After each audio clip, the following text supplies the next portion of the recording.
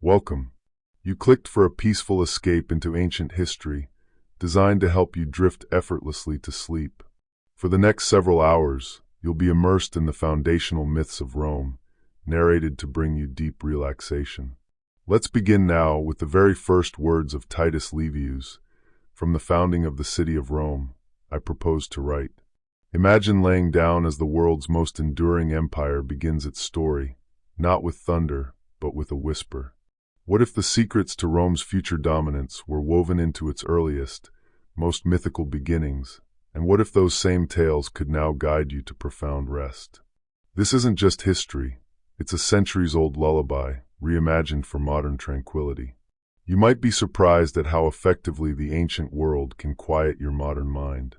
So dim the lights, get comfortable, and prepare to discover Rome's origin story as your new, favorite path to sleep. If you find yourself unwinding, please take a moment to like this video, leave a comment about your favorite ancient legend, and subscribe for more journeys into history. Book 1. Chapter 1. Origins and Migration. First, it is well established that, after the fall of Troy, extreme severity was shown to all Trojans, except for two, Aeneas and Antenor. The Greeks spared them the full rights of war, both because of an ancient bond of hospitality, and because these two had always advocated for peace and the return of Helen. Antenor, after various misfortunes, journeyed to the innermost bay of the Adriatic Sea. With him was a group of Horatii, who had been driven from Paphlagonia by civil strife. They sought both a new settlement and a leader, as their king Pylaemenes had been lost at Troy. The Horatii and Trojans, having expelled the Euganei who lived between the sea and the Alps, took possession of the country. The place where they first landed is called Troy, from which the canton also bears the name Trojan, but the nation in general is called Veneti. Aeneas was driven from his home by a similar calamity, but the fates guided him to found a greater empire.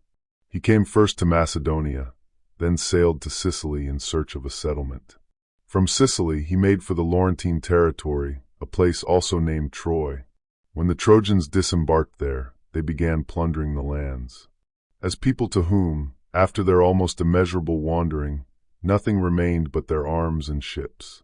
King Latinus and the aborigines, who then occupied those places, assembled with arms from the city and country to repel the newcomers' violence. On this point, tradition offers two accounts.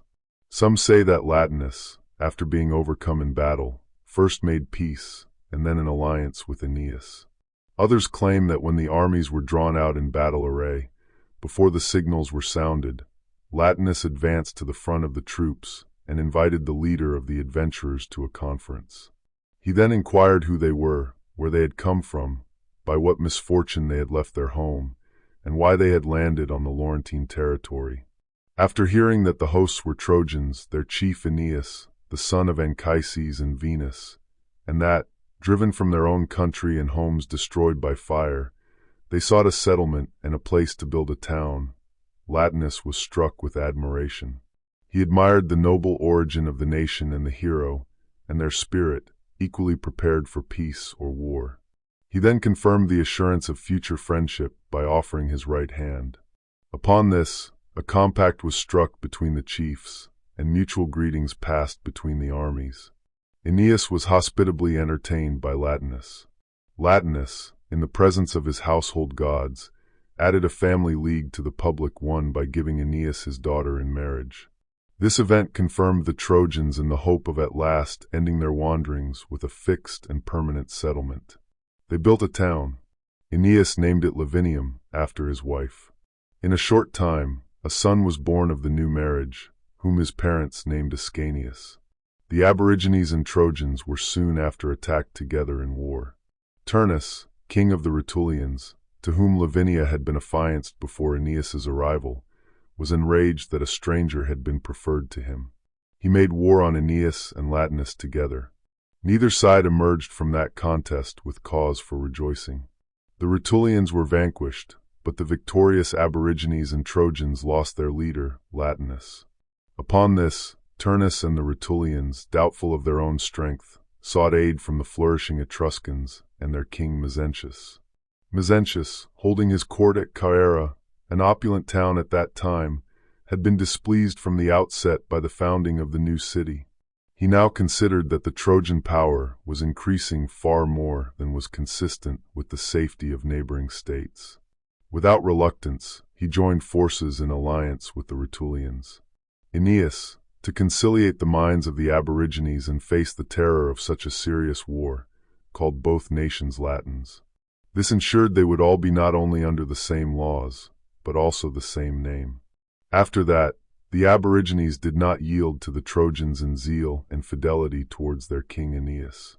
Relying on this disposition of the two nations, who were daily coalescing more and more, Aeneas led his forces to the field. He did this even though Etruria was so powerful that it filled with the fame of its prowess not only the land but also the sea, along the whole length of Italy, from the Alps to the Sicilian Strait.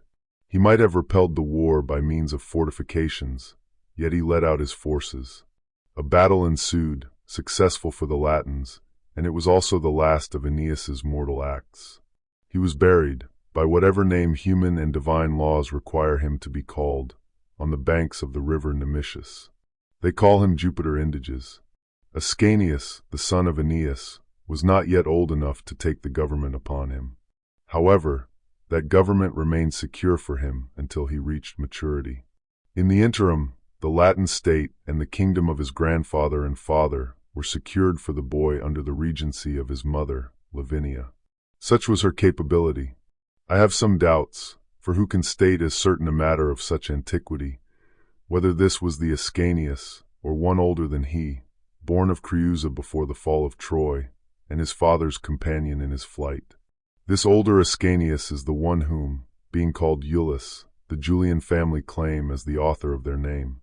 This Ascanius, wherever and of whatever mother born, it is at least certain that he was the son of Aeneas, found Lavinium overstocked with inhabitants.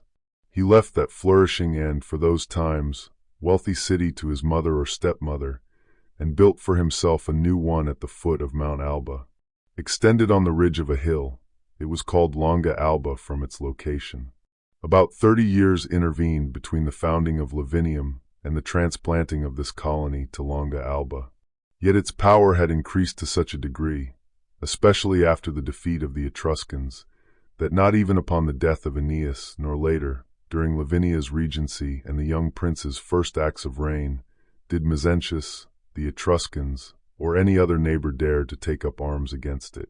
A peace had been concluded between the two nations on these terms, that the river Albula, now called Tiber, should be the common boundary between the Etruscans and Latins. After him, Silvius, the son of Ascanius, born by some accident in a wood, ascended the throne. He was the father of Aeneas Silvius, who afterwards begot Latinus Silvius. By him, several colonies, called the Ancient Latins, were transplanted. From this time, all the princes who reigned at Alba bore the surname of Silvius. From Latinus sprung Alba, from Alba Aedes, from Aedes Capus, from Capus Capitus, from Capitus Tiberinus, who being drowned while crossing the river Albula, gave it a name famous with posterity. Then Agrippa, the son of Tiberinus. After Agrippa, Romulus Silvius ascended the throne, succeeding his father. The latter, having been killed by a thunderbolt, left the kingdom to Aventinus, who, being buried on that hill which is now part of the city of Rome, gave his name to it. After him reigned Proca. He begot Numitor and Amulius. To Numitor, his eldest son, he bequeathed the ancient kingdom of the Silvian family. But force prevailed more than the father's will, or the respect due to seniority. Amulius, having expelled his brother, seized the kingdom. He added crime to crime, murdering his brother's male issue. Under the pretense of honoring his brother's daughter, Rhea Silvia, he made her a Vestal virgin, thereby obliging her to perpetual virginity and depriving her of all hopes of issue. But, in my opinion, the origin of such a great city, and the establishment of an empire second only to that of the gods, was due to the fates. The Vestal Rhea, deflowered by force, gave birth to twins. She declared Mars to be the father of her illegitimate offspring, either because she believed it to be so, or because a god was a more credible author of her transgression. But neither gods nor men protected her or her children from the king's cruelty. The priestess was bound and thrown into prison. He commanded the children to be thrown into the river. By some intervention of Providence, the Tiber, having overflowed its banks and stagnant pools, did not allow access to the regular riverbed. The bearers supposed that the infants could be drowned even in still water. Thus, as if they had effectively executed the king's orders, they exposed the boys in the nearest land flood, where the Ficus Ruminalis now stands. They say it was called Romularis. The country thereabout was then a vast wilderness. The tradition is that when the water subsided, it left the floating trough, in which the children had been exposed, on dry ground. A thirsty she-wolf, coming from the neighboring mountains, was drawn to the infants' cries. She held down her dugs to them with such gentleness that the keeper of the king's flock found her licking the boys with her tongue. It is said his name was Faustulus. He carried them to his homestead to be nursed by his wife, Laurentia.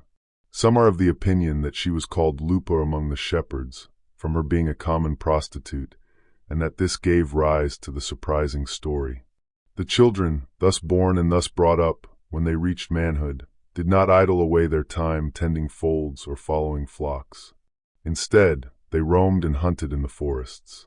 Having, by this exercise, improved their strength and courage, they not only encountered wild beasts, but even attacked robbers laden with plunder, and afterwards divided the spoils among the shepherds.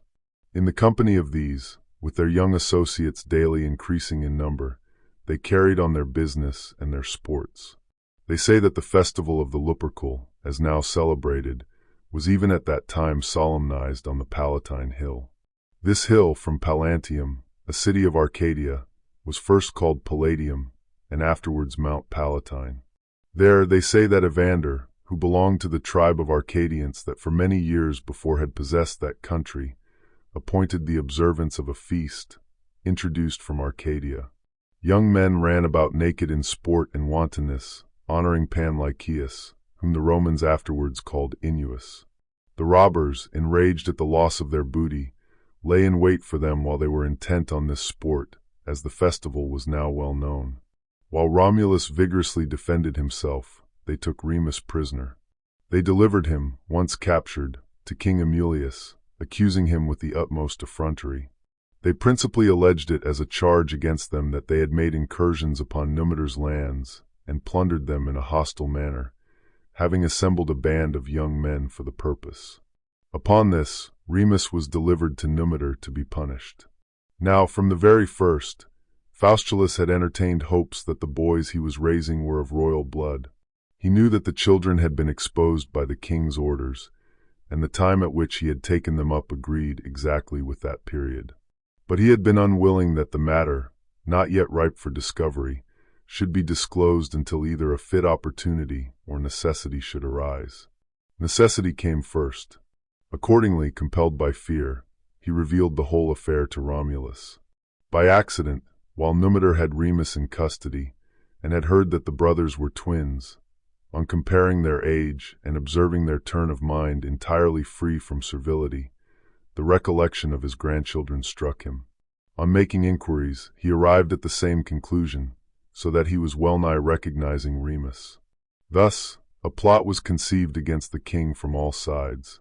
Romulus, not accompanied by a body of young men, for he was unequal to open force, but having commanded the shepherds to come to the palace by different roads at a fixed time, forced his way to the king. Remus, with another party from Numitor's house, assisted his brother, and so they killed the king. That he was killed by his orders. Numitor, at the beginning of the fray, had announced that enemies had invaded the city and assaulted the palace. After he had drawn off the Alban youth to secure the citadel with a garrison and arms, he saw the young men, after they had killed the king, advancing to congratulate him. He immediately called an assembly of the people and explained to them the unnatural behavior of his brother towards him, the lineage of his grandchildren, the manner of their birth and education, and how they came to be discovered. Then he informed them of the king's death, stating that he was killed by his orders. When the young princes, coming up with their band through the middle of the assembly, saluted their grandfather as king, An approving shout from all the people present ratified to him both that title and the sovereignty.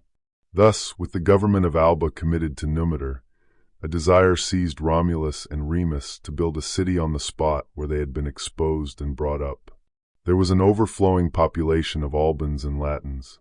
The shepherds, too, had joined in this design, and all readily inspired hopes that Alba and Lavinium would be but petty places in comparison with the city they intended to build. But ambition for sovereignty, the bane of their grandfather, interrupted these designs. From this arose a shameful quarrel from a sufficiently amicable beginning.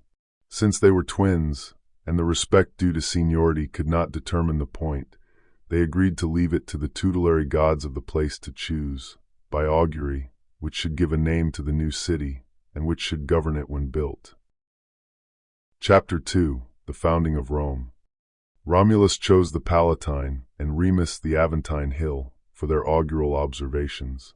Tradition states that Remus received the first omen, 6 vultures. However, shortly after, Romulus saw twice that number. His followers then saluted him as king.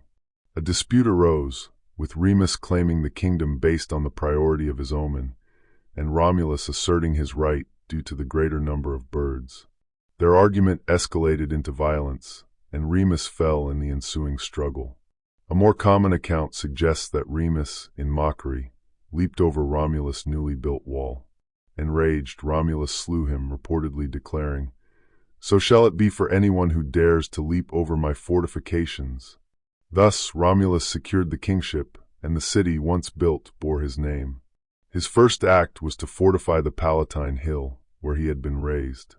He offered sacrifices to the other gods according to Alban rites, but to Hercules, he followed the Grecian rites established by Evander. Legend tells that Hercules, after slaying Geryon, drove his exceptionally beautiful oxen to this region.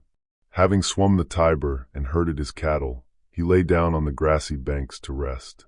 Overcome by sleep, a local shepherd named Cacus, presuming his strength and captivated by the oxen's beauty, attempted to steal them. To hide their tracks, he dragged the finest cattle, one by one, backward into his cave by their tails. Awakening at daybreak, Hercules noticed his missing cattle. He went to the nearest cave, hoping to find their tracks, but they led him no closer. Confused, he began to move his herd from the ill-omened spot. As they moved, some cows lowered for their absent companions. The lowing was returned from the cave, drawing Hercules' attention. When Cacus tried to block his path by force, Hercules struck him down with his club, killing him as he vainly called for the shepherd's aid. At that time, Evander, a refugee from the Peloponnesus, governed the region more through respect than absolute power. He was revered for his extraordinary knowledge of letters, a discovery entirely new to people ignorant of such arts.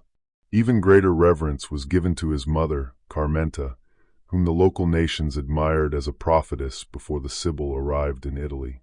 Alarmed by the shepherd's angry crowd, who accused the stranger of murder, Evander listened to Hercules' account. Observing the hero's imposing physique and majestic bearing, Evander asked his identity. Upon learning his name, parentage, and homeland, he exclaimed, "Hail, Hercules, son of Jupiter! My mother, a truthful interpreter of the gods, has revealed to me that you shall join the ranks of the immortals. An altar will be dedicated here, which ages hence the most powerful people on earth shall call the Era Maxima, honoring it according to your own institution." Hercules grasped Evander's hand, accepting the omen and pledging to fulfill the predictions by building and consecrating the altar. There, for the first time, a chosen heifer from the herd was sacrificed to Hercules. The Patricii and Panerii, the most distinguished families in the area, were invited to the service and feast. The Patricii arrived on time and consumed the entrails. The Panerii arrived later, partaking of the remaining feast. From that day, it was decreed that while the Panarian family existed, none of them should eat the entrails of solemn sacrifices. The Patricii, instructed by Evander, performed this sacred function as priests for many ages, until the office, solemnly appropriated to their family, was delegated to public slaves, leading to the extinction of their entire race. This was the only foreign religious institution Romulus adopted, already an advocate for immortality achieved through merit, to which his own destiny was leading him. Chapter 3: Early Roman Society and Laws. Having performed his religious duties, Romulus summoned the populace. To unite them as one people, he gave them a code of laws. Believing these laws would be best respected by his crude subjects if he appeared dignified, he adopted a more majestic bearing, including being attended by 12 lictors. Some believe this number was chosen from the 12 birds that had portended the kingdom to him during the augury. Others suggest that the apparitioners, their specific class, and their number, along with the curule chair and purple-edged toga, were borrowed from the Etruscans. The Etruscans, it is said, used this number because their king was chosen from 12 states, with each state assigning him one lictor. Meanwhile, the city expanded as they incorporated various plots for buildings, planning for future growth rather than their current population. To further increase the population, Romulus, following the ancient custom of city founders, established an asylum. This sanctuary, now enclosed as one descends to the two groves, attracted a diverse multitude, freemen and slaves alike, from neighboring states, all seeking change. This influx marked the first significant growth of their nascent power. Satisfied with his city's strength, Romulus next sought to direct it. He created 100 senators, either because this number was sufficient, or because only 100 could name their fathers. They were respectfully called fathers, and their descendants, patricians. The Roman state had grown powerful enough to challenge its neighbors in war, but a shortage of women threatened its future. They had no hope of domestic offspring, and no intermarriages with neighboring peoples. Following the advice of the fathers, Romulus dispatched ambassadors to solicit alliances and the privilege of intermarriage for his new citizens. He argued that cities, like all things, rose from humble beginnings, gaining power and renown through divine favor and merit. He asserted that Rome's origins were divinely aided, and that its people possessed merit, urging others not to hesitate in mingling their blood with Romans. Nowhere did the embassy receive a favorable hearing. The neighboring states simultaneously despised and feared the growing Roman power. Most dismissed the ambassadors with the sarcastic question, had they opened an asylum for women too? Only such a plan could secure them suitable matches. The Roman youth deeply resented this insult, and the situation clearly pointed towards violence. Romulus, concealing his anger, strategically prepared games in honor of Neptunus Equestris, which he called the Contualia. He ordered the spectacle proclaimed among their neighbors, and they prepared the celebration with all the magnificence they could muster to ensure its fame. Large crowds gathered, eager to see the new city, especially from the nearby Cinina, Crustumerium, and Antemne. The entire multitude of Sabines also arrived with their wives and children. Chapter 4: The Sabine Conflict and Unification. After being hospitably welcomed, they marveled at the city's location, fortifications, and numerous houses, astonished by Rome's rapid growth. When the spectacle began, and their minds and eyes were absorbed by it, a prearranged tumult erupted. At a signal, the Roman youth rushed forth, seizing the maidens by force. Many were carried off haphazardly. Specially designated commoners conveyed women of extraordinary beauty to the homes of leading senators. Legend says one maiden, distinguished by her stature and beauty, was carried off by a party led by Thalassius. As many inquired to whom they were taking her, they repeatedly cried out, "To Thalassius," to prevent interference. From this incident, the term became associated with marriage. The festival was shattered by this alarm. The maiden's parents departed in grief, lamenting the violation of hospitality and invoking the god of the festival, whose games they had attended, deceived by false pretenses of religion and good faith. The abducted virgins felt no less despair or indignation. But Romulus himself went among them, declaring that their father's pride, in refusing marriage to their neighbors, was to blame. Nevertheless, he promised they would be joined in lawful wedlock, sharing in all possessions, civil rights, and most cherished, their common children. He implored them to quell their anger and cheerfully give their affections to those whom fortune had assigned them. He added that love and friendship often spring from injuries, and that their husbands would strive to be kinder, each endeavoring to compensate for the loss of their parents and homeland. The husbands' caresses further softened their hearts, as they pleaded passion and love, arguments most persuasive to women. Though the hearts of the abducted maidens were soon appeased, their parents, through mourning, tears, and complaints, roused their states. Their resentment was not confined to their homes.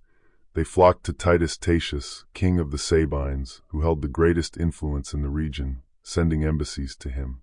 The Senina, Crustumerium, and Antemne had suffered significantly from the outrage. To them, Tatius and the Sabines seemed to act somewhat slowly. Even the Crustumerium and Antemne did not move with enough speed to suit the impatience and rage of the Senina. Consequently, the state of Senina alone invaded Roman territory. But Romulus met them as they plundered the countryside in scattered parties. In a swift engagement, he demonstrated that resentment without strength is futile. He defeated and routed their army, pursued them, killed and despoiled their king in battle, and captured their city on the first assault. Returning with his victorious army, and a man renowned for his deeds, Romulus marched in state to the capital. Before him, suspended on a specially crafted frame, were the spoils of the enemy general he had slain. There, at the foot of an oak sacred to the shepherds, he laid down the offering and marked the bounds for a temple to Jupiter, bestowing a new surname on the god. Jupiter Feretrius, he declared, I, King Romulus, upon my victory, present to you these royal arms. I dedicate a temple within these regions I have now conceived, a sanctuary for the grand spoils that my successors, following my example, shall offer to you upon slaying enemy kings or generals. This marked the origin of the first temple consecrated in Rome.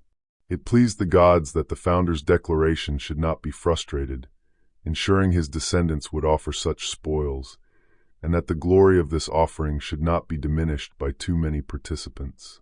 For so many years, and through so many wars since that time, grand spoils have only been gained twice, so rare has been the successful attainment of that honor. While the Romans were engaged in these exploits, the army of the Antemnates took advantage of their absence, launching an incursion into Roman territories. A Roman legion, swiftly dispatched, surprised them as they straggled through the fields. The enemy was routed at the first shout and charge, and their town was captured.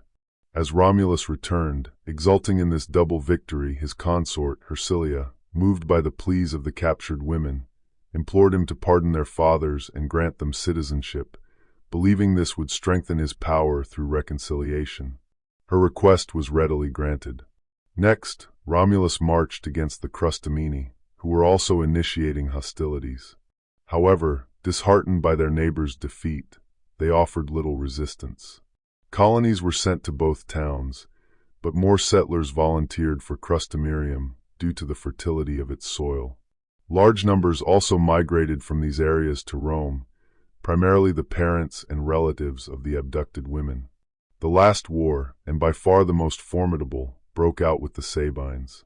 They acted not out of mere anger or greed, nor did they merely threaten war before commencing hostilities. To their prudence they added stratagem. Spurius Tarpeius commanded the Roman citadel. Tatius bribed Tarpeia, his maiden daughter, with gold to admit armed Sabine soldiers. She had gone outside the walls by chance to fetch water for a sacrifice.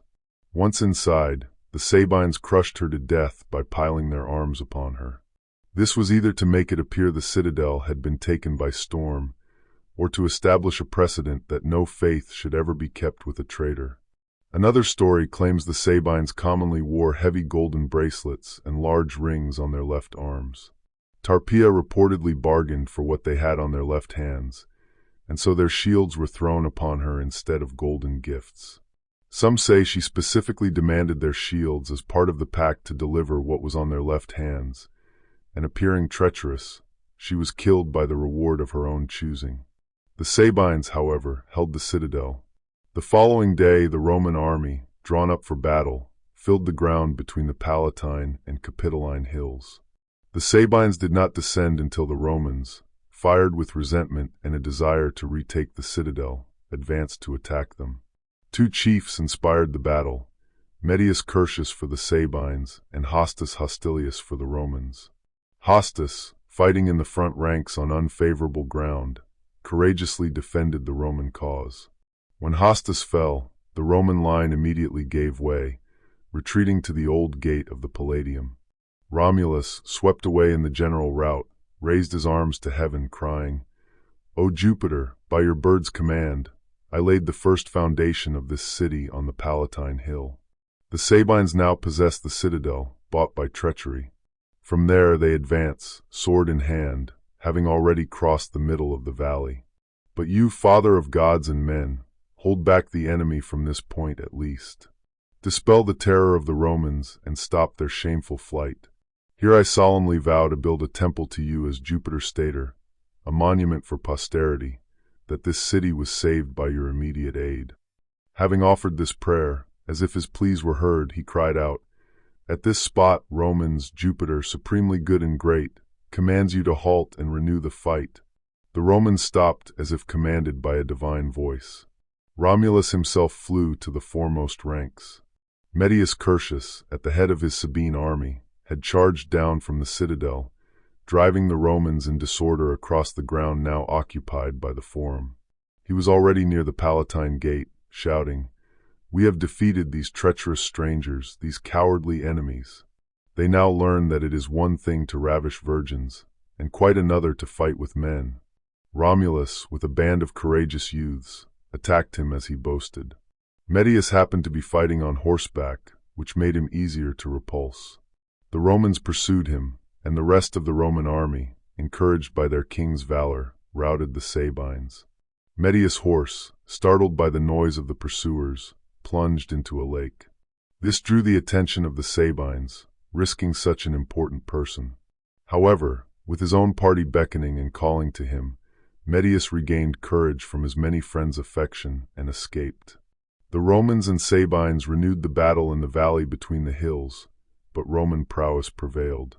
At this critical moment, the Sabine women, whose abduction had ignited the war, with disheveled hair and torn garments, overcame their feminine timidity amid such dreadful scenes. They courageously threw themselves among the flying weapons, rushing to separate the enraged armies and assuage their fury. They implored their fathers on one side and their husbands on the other. As fathers-in-law and sons-in-law, do not contaminate each other with impious blood, nor stain your offspring with parricide, the one their grandchildren, the other their children. If you are dissatisfied with our affinity, with our marriages, turn your resentment against us. We are the cause of war, the cause of wounds and bloodshed to our husbands and parents. It would be better that we perish than live widowed or fatherless without one or other of you." This appeal deeply affected both the multitude and the leaders. Silence and a sudden halt ensued. The leaders then stepped forward to negotiate a treaty. They not only concluded a peace, but formed one state from two. They shared the regal power and transferred the entire sovereignty to Rome. The city thus doubled, and as a compliment to the Sabines, its citizens were called Curiates, after cures. As a memorial of this battle, the place where Curtius' horse, emerging from the deep marsh, first brought him to shallow water, was called the Curtian Lake. This sudden and happy peace following such a distressing war made the Sabine women even dearer to their husbands and parents, and above all, to Romulus himself. Consequently, when he divided the people into 30 curiae, he named the curiae after them. Since the number of Sabine women was undoubtedly greater than 30, it is not recorded whether those chosen to name the curiae were selected by age, their own or their husband's rank, or by lot. At the same time, 3 centuries of knights were enrolled, the Ramanses from Romulus, the Tatianses from Titus Tatius. The reason for the name and origin of the loose res remains uncertain. Thenceforth, the 2 kings held regal power not only in common but also in concord. Several years later, some relatives of King Tatius assaulted ambassadors from Laurentum. When the Laurentians began legal proceedings under international law, Tatius' friends and their importunities held more sway with him. Thus, he incurred the punishment due to them, for he was slain at Lavinium in a tumult that arose when he attended an anniversary sacrifice there. They say Romulus resented this with less severity than the case demanded, either because their shared kingship lacked cordiality, or because he believed Tatius was justly killed. He therefore declined to go to war. However, to atone for the ill treatment of the ambassadors and the murder of the king, the treaty was renewed between Rome and Lavinium. Though peace continued with this party, contrary to expectation, another war erupted much closer, almost at the very gates of Rome. The Fidenates, believing a power too near them was growing too strong, resolved to wage war before Rome's strength became as formidable as it promised to be.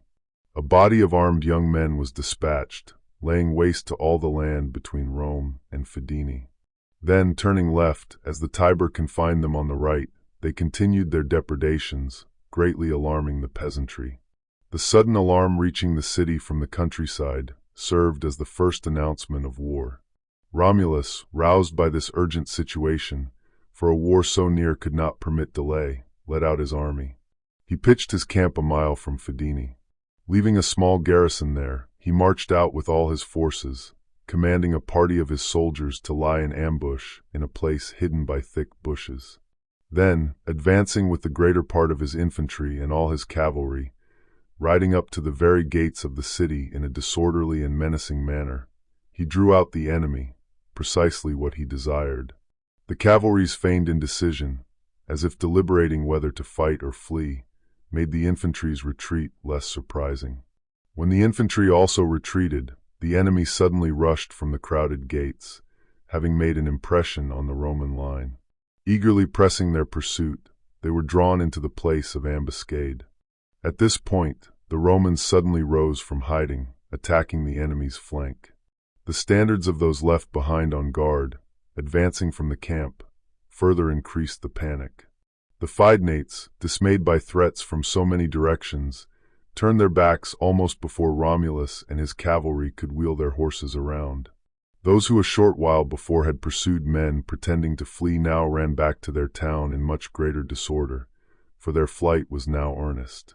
They did not, however, escape the enemy entirely. The Romans, pressing on their rear, rushed in almost as one body before the gates could be shut against them. The minds of the Veientes were stirred by the contagion of the Fidenatian War, both by ties of kinship, for the Fidenates were also Etrurians, and by the very proximity of their situation. Should Roman arms turn against all their neighbors, they felt compelled to act. They launched an incursion into Roman territories, more for plunder than for a regular war. Without pitching a camp or awaiting the enemy army's approach, they returned to Veii, carrying the booty collected from the lands. The Roman army, finding no enemy in the countryside, and prepared for a decisive action, crossed the Tiber. When the Veientes heard that the Romans were pitching camp and intended to advance to their city, they came out to meet them, preferring to decide the matter in open battle rather than be shut up and fight from their houses and walls. Chapter 5: Kingship, War, and Expansion. Here the Roman king obtained victory, his power unaided by stratagem, solely by the strength of his veteran army. Having pursued the routed enemies to their walls, he made no attempt on the city, strong as it was with its fortifications and well defended by its situation. On his return, he laid waste to their lands, driven more by a desire for revenge than for booty. Humbled by this loss no less than by the unsuccessful battle, the Veientes sent ambassadors to Rome to sue for peace. A truce for 100 years was granted to them after they were fined a part of their land. These are the principal transactions that occurred during the reign of Romulus in peace and war.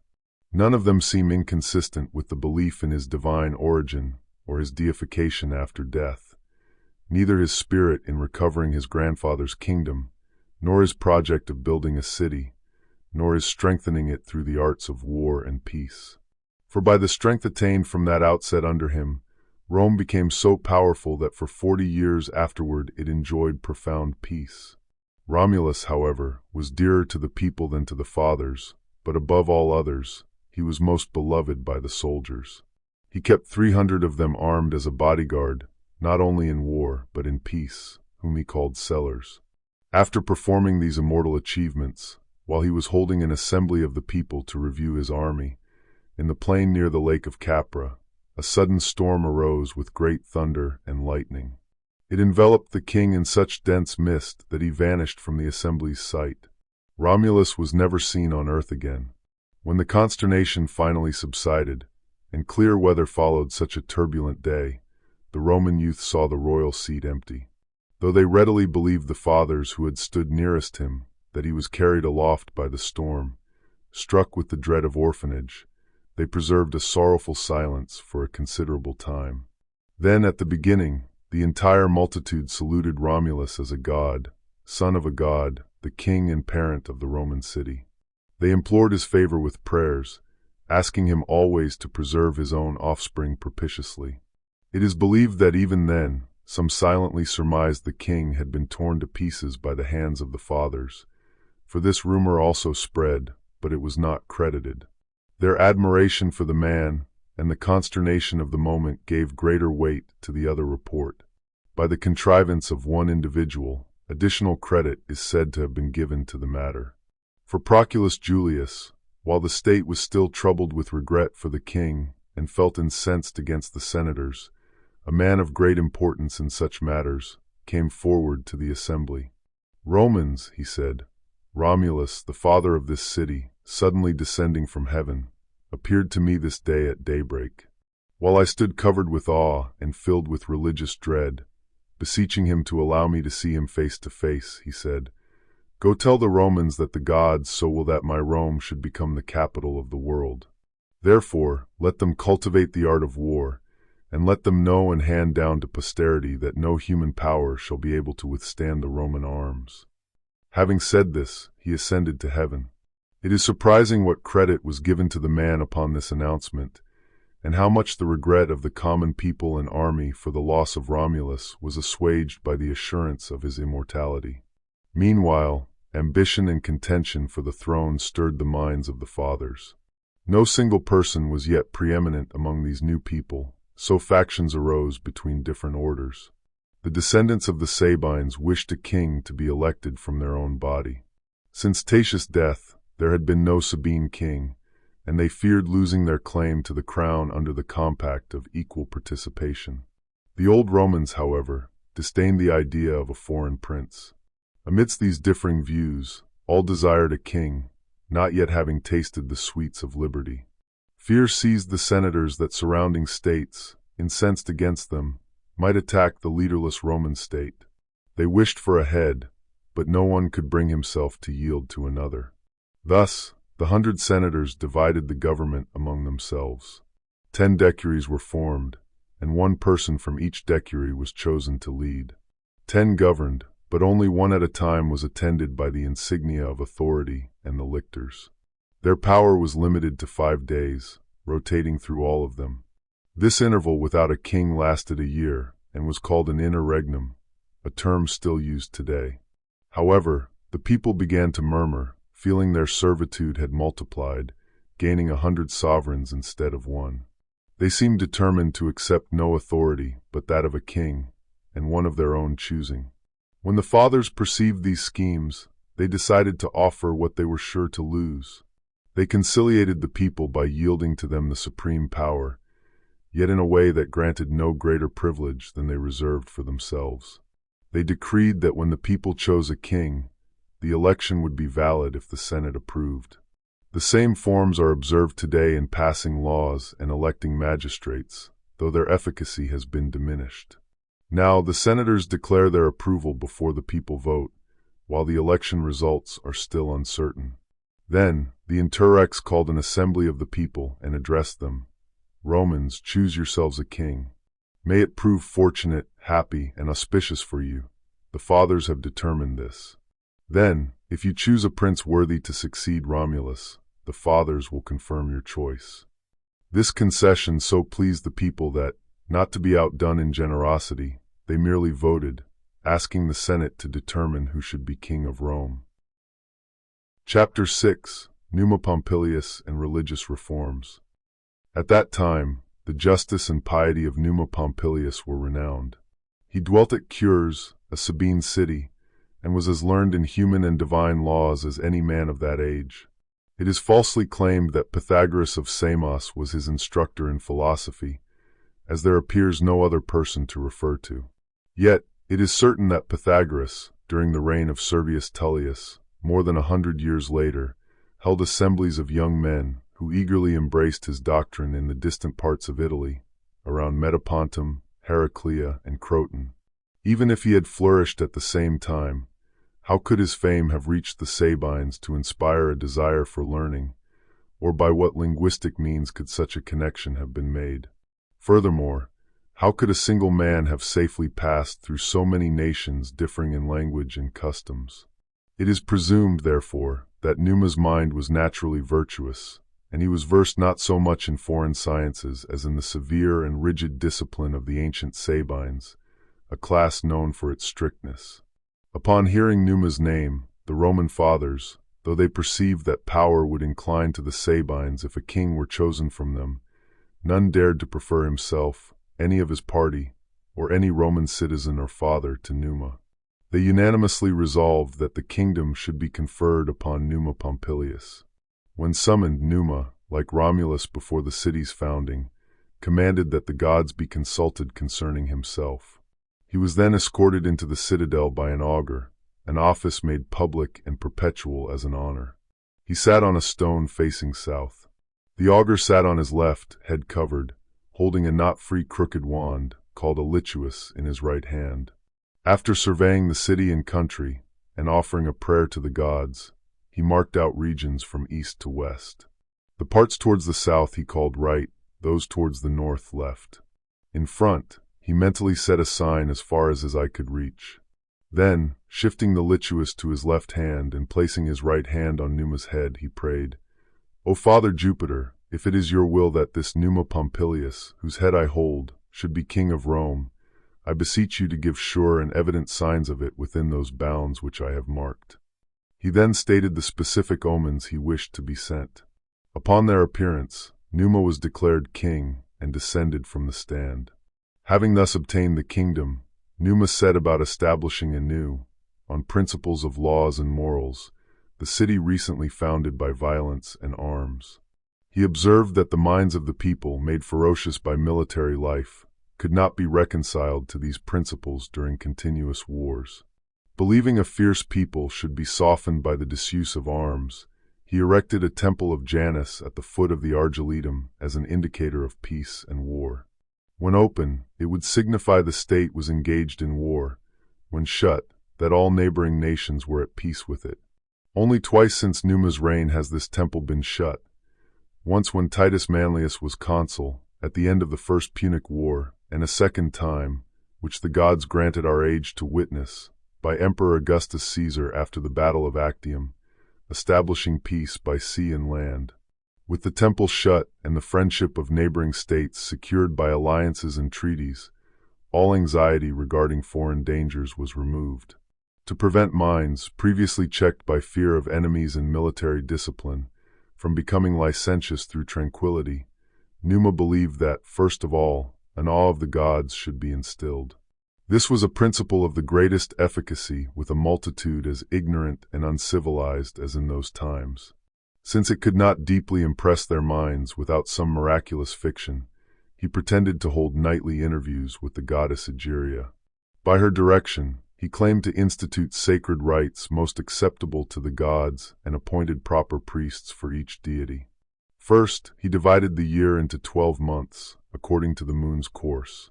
Because the moon does not make 30 days in each month, and some days were wanting to complete the year as constituted by the solstitial revolution, he apportioned it by inserting intercalary months.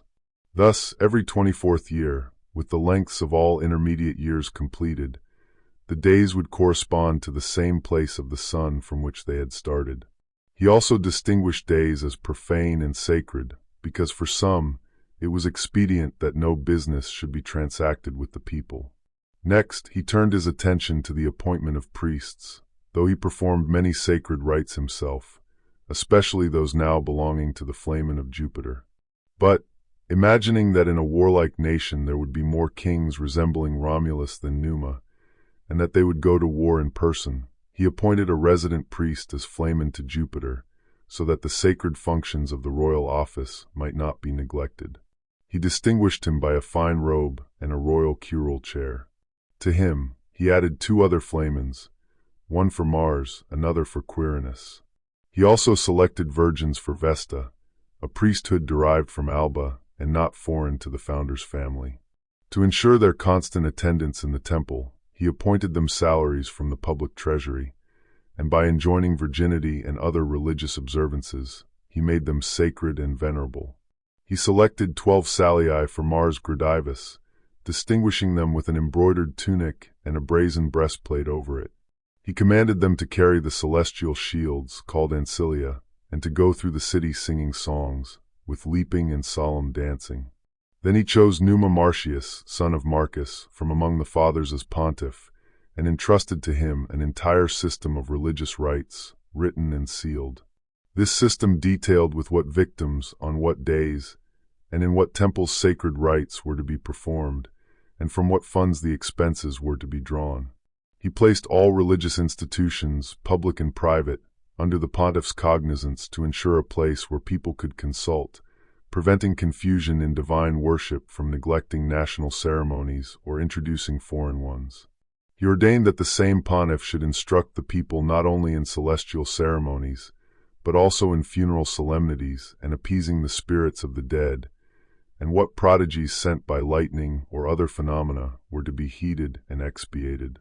To elicit such knowledge from the divine mind, he dedicated an altar on the Aventine to Jupiter Elicius, and consulted the god by auguries as to what prodigies should be expiated.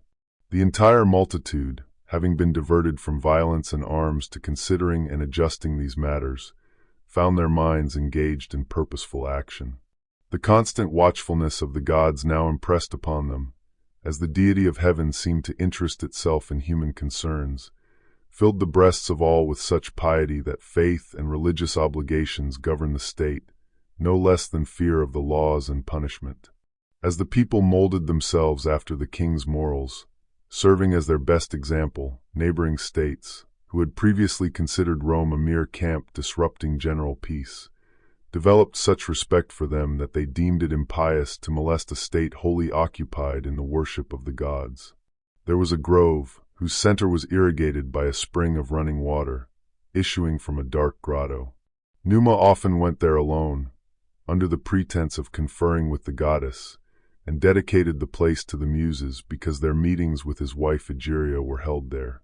He also instituted a yearly festival to Faith alone, commanding the priests to be carried to her temple in an arched chariot drawn by 2 horses, and to perform the divine service with their hands wrapped up to the fingers, signifying that Faith ought to be protected, and that her seat ought to be sacred even in men's right hands.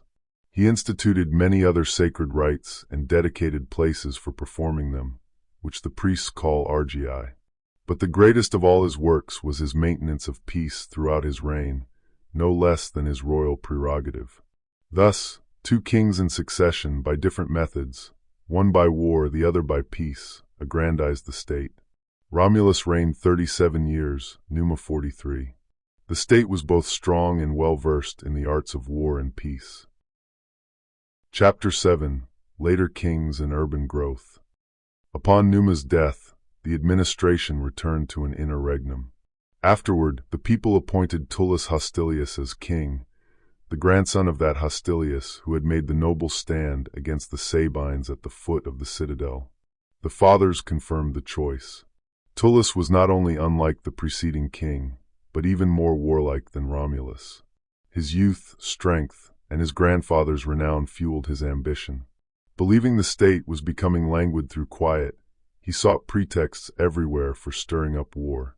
It happened that some Roman and Alban peasants had mutually plundered each other's lands. Gaius Cluilius then governed Alba. Ambassadors from both sides were sent almost simultaneously to demand restitution. Tullus ordered his ambassadors to prioritize their instructions above all else. He knew the Albans would refuse, thus providing just grounds for war. The Albans' mission was carried out more reluctantly. Courteously and kindly entertained by Tullus, they politely enjoyed the king's hospitality. Meanwhile, the Romans had been first to demand restitution, and upon the Albans' refusal, had proclaimed war after 30 days, of which they informed Tullus. He then granted the Alban ambassadors an opportunity to state their demands. They, ignorant of the Romans' actions, wasted some time apologizing. It was with the utmost reluctance, they said, that they would say anything displeasing to Tullus, but they were compelled by their orders. They had come to demand restitution, and if this was not made, they were commanded to declare war. To this, Tullus replied, "Go tell your king that the king of the Romans takes the gods to witness which of the two nations first contemptuously dismissed ambassadors demanding restitution, that on it they may visit all the calamities of this war." The Albans carried home these tidings. War was prepared on both sides with utmost vigor, resembling a civil conflict between kin. Both Romans and Albans were descended from Trojan stock, Lavinium from Troy, Alba from Lavinium, and the Romans from the line of Alban kings. However, the outcome of the war made the quarrel less distressing. They never engaged in full battle. Instead, after the demolition of one city's houses, the two states were incorporated into one. The Albans first invaded Roman territory with a large army, camping not more than 5 miles from the city. They surrounded their camp with a trench, which for ages was called the Cluilian Trench, after their general, until both the name and the trench itself faded from memory. In this camp, Cluilius, the Alban king, died. The Albans then appointed Medius Faficius as dictator. Meanwhile, Tullus was in high spirits, especially after the king's death. He declared that the supreme power of the gods, having begun with the Alban leader, would now take vengeance on the entire Alban nation for this impious war. Tullus marched his army through the enemy's camp by night, invading Alban territory. This drew Medius from his own camp. He led his forces as close as possible to the Romans, then dispatched a herald to Tullus, proposing a conference before engagement. Medius claimed he could present matters concerning Rome's interest no less than Alba's. Tullus, not entirely dismissing the proposal, though the advances seemed minor, drew out his men in battle formation. The Albans likewise emerged. As both armies stood arrayed, the chiefs, with a few principal officers, advanced into the middle ground. The Alban began, that injuries and the failure to restore property, when demanded according to treaty, were the cause of this war. I believe I heard our king Cluilius assert, and I do not doubt, Tullus, that you state the same. But if the truth is to be told, rather than what is plausible, the desire for dominion stimulates two kindred and neighboring states to arms. I do not presume to determine whether rightly or wrongly. Let that be the concern of whoever began the war. The Albans have made me their leader for carrying on this war. Of this, Tullus, I wish to warn you, how powerful the Etruscan state is around us, and particularly around you. You know better than we, being nearer to them. They are very powerful by land, extremely so by sea. Recall that when you give the signal for battle, these two armies will immediately become a spectacle for them. They may fall on us, weary and exhausted, victor and vanquished alike. Therefore, in the name of heaven, since not content with certain liberty, we are incurring the dubious risk of sovereignty and slavery, let us adopt some method by which, without great loss, without much blood of either nation, it may be decided which shall rule the other. The proposal was not displeasing to Tullus, though his natural inclination and hope of victory favored violence. After some consideration, a plan was adopted by both sides, for which Fortune herself provided the means. It happened that in each of the two armies were 3 brothers, born at a single birth, equal in age and strength. They were called Horatii and Curiatii. This fact of antiquity is well celebrated. Yet, in such a well-known matter, a doubt remains concerning their names. To which nation did the Horatii belong, and to which the Curiatii? Authors claim them for both sides, but more call the Horatii Romans. My inclination leads me to follow them. The kings conferred with the 3 brothers, asking them to fight with their swords, each in defense of their respective country, assuring them that dominion would rest with the victorious side. No objection was made, and a time and place were agreed upon. Before they engaged, A compact was made between the Romans and Albans on these conditions. The state whose champions emerged victorious from the combat would rule the other state without further dispute. Different treaties are made on different terms, but all are concluded by the same general method. We have heard that it was then concluded as follows, and there is no older record of any treaty. A herald asked King Tullus, "Do you command me, O king, to conclude a treaty with the Pater Patratus of the Alban people?" After the king gave command, he said, "I demand vervain of you, O king." The king replied, "Take some that is pure." The herald brought a pure blade of grass from the citadel. Again he asked the king, "Do you, O king, appoint me the royal delegate of the Roman people, the Curiaties, including my vessels and attendants?" The king answered, "That which may be done without detriment to me and to the Roman people, the Curiaties, I do." The herald was Marcus Valerius, who appointed Spurius Fusius Pater Patratus, touching his head and hair with the vervain. The Pater Patratus is appointed ad justurandum patrandum, that is, to ratify the treaty. He recited it in many words, which, being expressed in a long, set form, are not worth repeating. After stating the conditions, he said, "Hear, O Jupiter, hear, O Pater Patratus of the Alban people, and you, Alban people, hear." As these conditions, from first to last, have been recited openly from these tablets or wax without wicked fraud, and as they have been most correctly understood here to this day, from these conditions the Roman people will not be the first to swerve.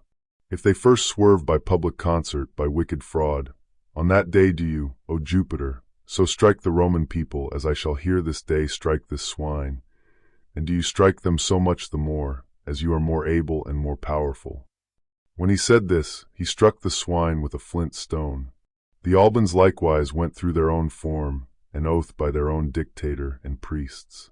The treaty concluded, the twin brothers, as agreed, took up arms. Their respective friends exhorted each party. Their country's gods, their country and parents, all their countrymen, both at home and in the army, had their eyes fixed on their arms, on their hands. Naturally brave, and animated by their friends' exhortations, they advanced into the middle ground between the two lines. The two armies sat before their respective camps, free more from present danger than from anxiety, for sovereign power was at stake, depending on the valor and fortune of so few. Eager and anxious, they fixed their attention intently on a spectacle far from pleasing. The signal was given, and the three youths on each side, as if in battle array, rushed to the charge with determined fury, bearing in their breasts the spirits of mighty armies. Neither side regarded their personal danger.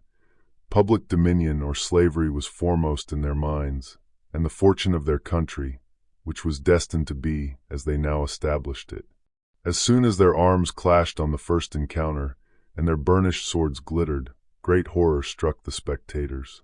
With hope inclining to neither side, their voice and breath were suspended. Then, engaging hand to hand, when not only their body movements and the rapid brandishings of their arms and weapons, but also wounds and blood were seen, two of the Romans fell lifeless, one upon the other, the three Albans being wounded. When the Alban army raised a shout of joy at their fall, hope entirely, though anxiety not yet, deserted the Roman legions, alarmed for the fate of the one, whom the three Curiatii surrounded. He happened to be unhurt, so that, though alone he was no match for them all together, he was confident against each singly.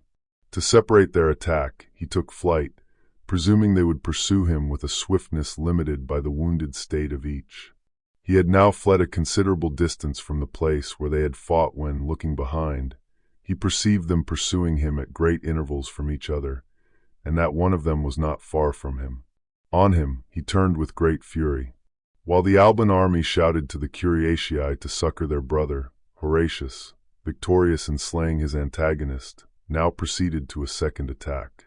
Then the Romans encouraged their champion with a shout, such as is usually given by those cheering from unexpected success. He also hastened to end the combat. Therefore, before the other, who was not far off, could come up, he dispatched the second Curiatus also.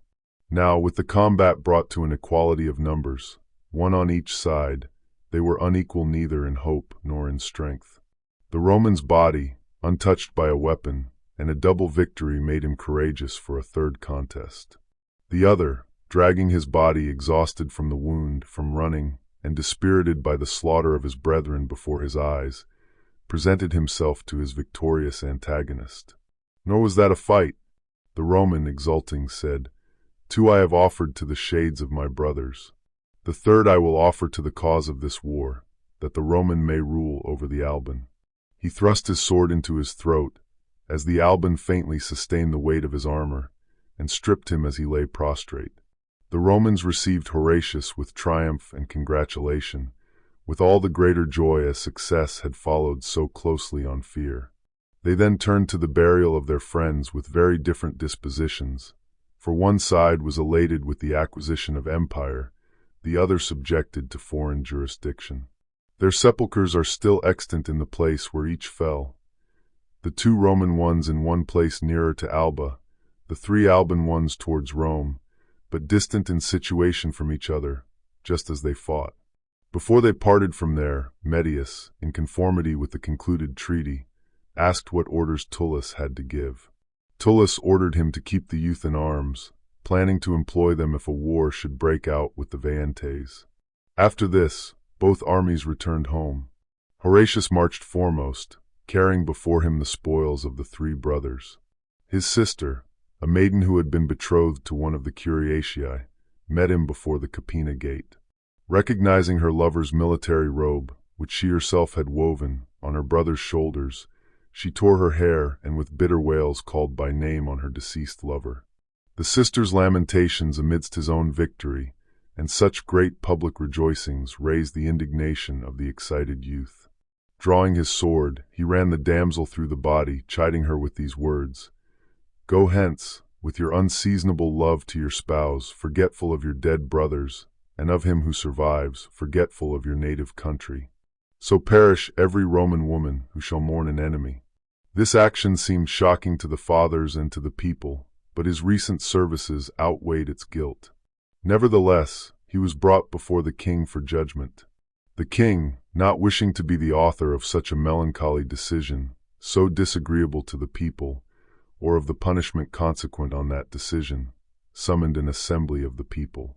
He said, "I appoint, according to law, duumvirs to pass sentence on Horatius for treason." The law was of dreadful import. Let the duumvirs pass sentence for treason. If he appeals from the duumvirs, let him contend by appeal. If they shall gain the cause, cover his head, hang him by a rope from a gallows, scourge him either within the pomerium or without the pomerium. When the duumvirs appointed by this law, who did not consider that, according to the law, could even acquit an innocent person, had found him guilty, one of them said, "Publius Horatius, I judge you guilty of treason. Go, lictor, bind his hands." The lictor approached him, and was fixing the rope. Then Horatius, by the advice of Tullus, a favorable interpreter of the law, said, "I appeal." Accordingly, the matter was contested by appeal to the people. At that trial, people were much affected, especially by Publius Horatius the father, declaring that he considered his daughter deservedly slain. Were it not so, he would by his authority as a father have inflicted punishment on his son. He then entreated that they would not render childless to him, but a little while ago they had beheld with a fine progeny. During these words the old man, embracing the youth, pointed to the spoils of the Curiatii fixed up in that place which is now called Pila Horatia. "Romans," he said, "can you bear to see bound beneath a gallows amid scourges and tortures, him whom you just now beheld marching decorated and exulting in victory, a sight so shocking as even the eyes of the Albans could scarcely endure? Go, lictor, bind those hands which but a little while since, being armed, established sovereignty for the Roman people. Go, cover the head of the liberator of this city, hang him on the gallows, scourge him, either within the pomerium, so it be only amid those javelins and spoils of the enemy, or without the pomerium, only amid the graves of the Curiatii. For whither can you bring this youth where his own glories must not redeem him from such ignominy of punishment?" The people could not withstand the tears of the father or the resolution of the son, so undaunted in every danger. They acquitted him more through admiration of his bravery than for the justice of his cause. But that so notorious a murder might be atoned for by some expiation, The father was commanded to make satisfaction for the son at the public charge. He having offered certain expiatory sacrifices, which were ever after continued in the Horatian family, and laid a beam across the street, made his son pass under it as under a yoke, with his head covered. This remains even to this day, being constantly repaired at the expense of the public. They call it Sororium Tigillum. A tomb of square stone was erected to Horatia in the place where she was stabbed and fell. Nor did the peace with Alba last long. The populace's dissatisfaction, because the state's fortune had been risked on 3 soldiers, perverted the weak mind of the dictator, Medius. Since honorable measures had not turned out well, he began to win affections through treachery. Thus, having formerly sought peace in war, he now sought war in peace. Perceiving that his own state possessed more courage than strength, he incited other nations to declare war openly, reserving treachery for his own people under the guise of alliance. The Fidenates, a Roman colony, having secured the Veientes as confederates, were instigated to declare war and take up arms, with a compact of desertion from the Albans. When Fidene openly revolted, Tullus, after summoning Medius and his army from Alba, marched against the enemy. Crossing the Anio, he pitched his camp at the confluence of the rivers. Between that place and Fidene, the Veientine army had crossed the Tiber. These in battle line occupied the right wing near the river. The Fidenates were posted on the left, nearer the mountains. Tullus stationed his own men opposite the Veientine foe, and the Albans opposite the Fidenate legion. The Alban Medius had no more courage than fidelity. Daring neither to hold his ground nor to desert openly, he slowly filed off towards the mountains. After he believed he had gone far enough, he halted his entire army. Still irresolute, to waste time, he opened his ranks. His design was to turn his forces to whichever side fortune favored. At first, the nearest Romans were astonished to see their flanks uncovered by the allies' departure. Then, a galloping horseman announced to the king that the Albans were moving off. Tullus, in this perilous juncture, vowed 12 salii and temples to paleness and panic. Rebuking the horseman in a loud voice so the enemy could hear, he ordered him to return to the fight. He declared there was no cause for alarm, that by his order, the Alban army was marching around to fall on the unprotected rear of the Fidenates. He also commanded the cavalry to raise their spears aloft. This maneuver prevented a great part of the Roman infantry from seeing the Alban army retreating. Those who saw it, believing the king's words, fought with greater ardor. The alarm now shifted to the enemy. They had heard what was pronounced so audibly, and a large portion of the Fidenates, having been joined as colonists to the Romans, understood Latin. Therefore, to avoid being cut off from their town by a sudden descent of the Albans from the hills, they took flight. Tullus pressed forward, routed the Fidenate wing, and returned with greater fury against the Veientes, who were disheartened by the panic of the others. They could not sustain his charge. The river at their rear prevented a headlong flight. As they fled towards it, some, shamefully throwing down their arms, rushed blindly into the river. Others, lingering on the banks, uncertain whether to flee or fight, were overpowered. Never before had the Romans fought a more desperate battle. Then the Alban army, which had merely spectated, was marched down into the plains. Medius congratulated Tullus on his defeat of the enemy. Tullus, in turn, addressed Medius with great civility. He ordered the Albans to unite their camp with the Romans, praying it might prove beneficial to both, and prepared a sacrifice of purification for the next day. As soon as it was light, with all things ready, Tullus commanded both armies to be summoned to an assembly. The heralds, starting from the outside, summoned the Albans first. They, struck by the novelty, crowded near to hear the Roman king harangue. The Roman legions, under arms, then, by concerted action, surrounded them. The centurions had received orders to execute their commands without delay. Then Tullus began. Romans, if ever before in any war there was an occasion to give thanks, first to the immortal gods, next to your own valor, that occasion was yesterday's battle. For the contest was not more with enemies than with the treachery and perfidy of allies, a contest more serious and dangerous. Let no false opinion influence you. The Albans retired to the mountains without my orders, nor was that my command, but a stratagem and the pretense of a command. This was to prevent your attention from being drawn away from the fight, keeping you ignorant that you were deserted, and to strike terror and dismay into the enemy, who believed themselves to be surrounded on the rear. Nor does the guilt I now state extend to all the Albans. They followed their leader, as you too would have done had I wished my army to move to any other point. Medius is the leader of that march. Medius is the contriver of this war. Medius is the violator of the treaty between Rome and Alba. Let another hereafter attempt the like conduct, unless I now make him a signal example to mankind. The centurions in arms stood around Medius, and the king continued as he had begun. It is my intention, and may it prove fortunate, auspicious, and happy to the Roman people, to myself, and to you, O Albans, to transplant all the inhabitants of Alba to Rome. I will grant your people the rights of citizenship and admit your nobles into the rank of senators. We shall make one city, one republic, so that as the Alban state was formerly divided from one people into two, it may now return into one.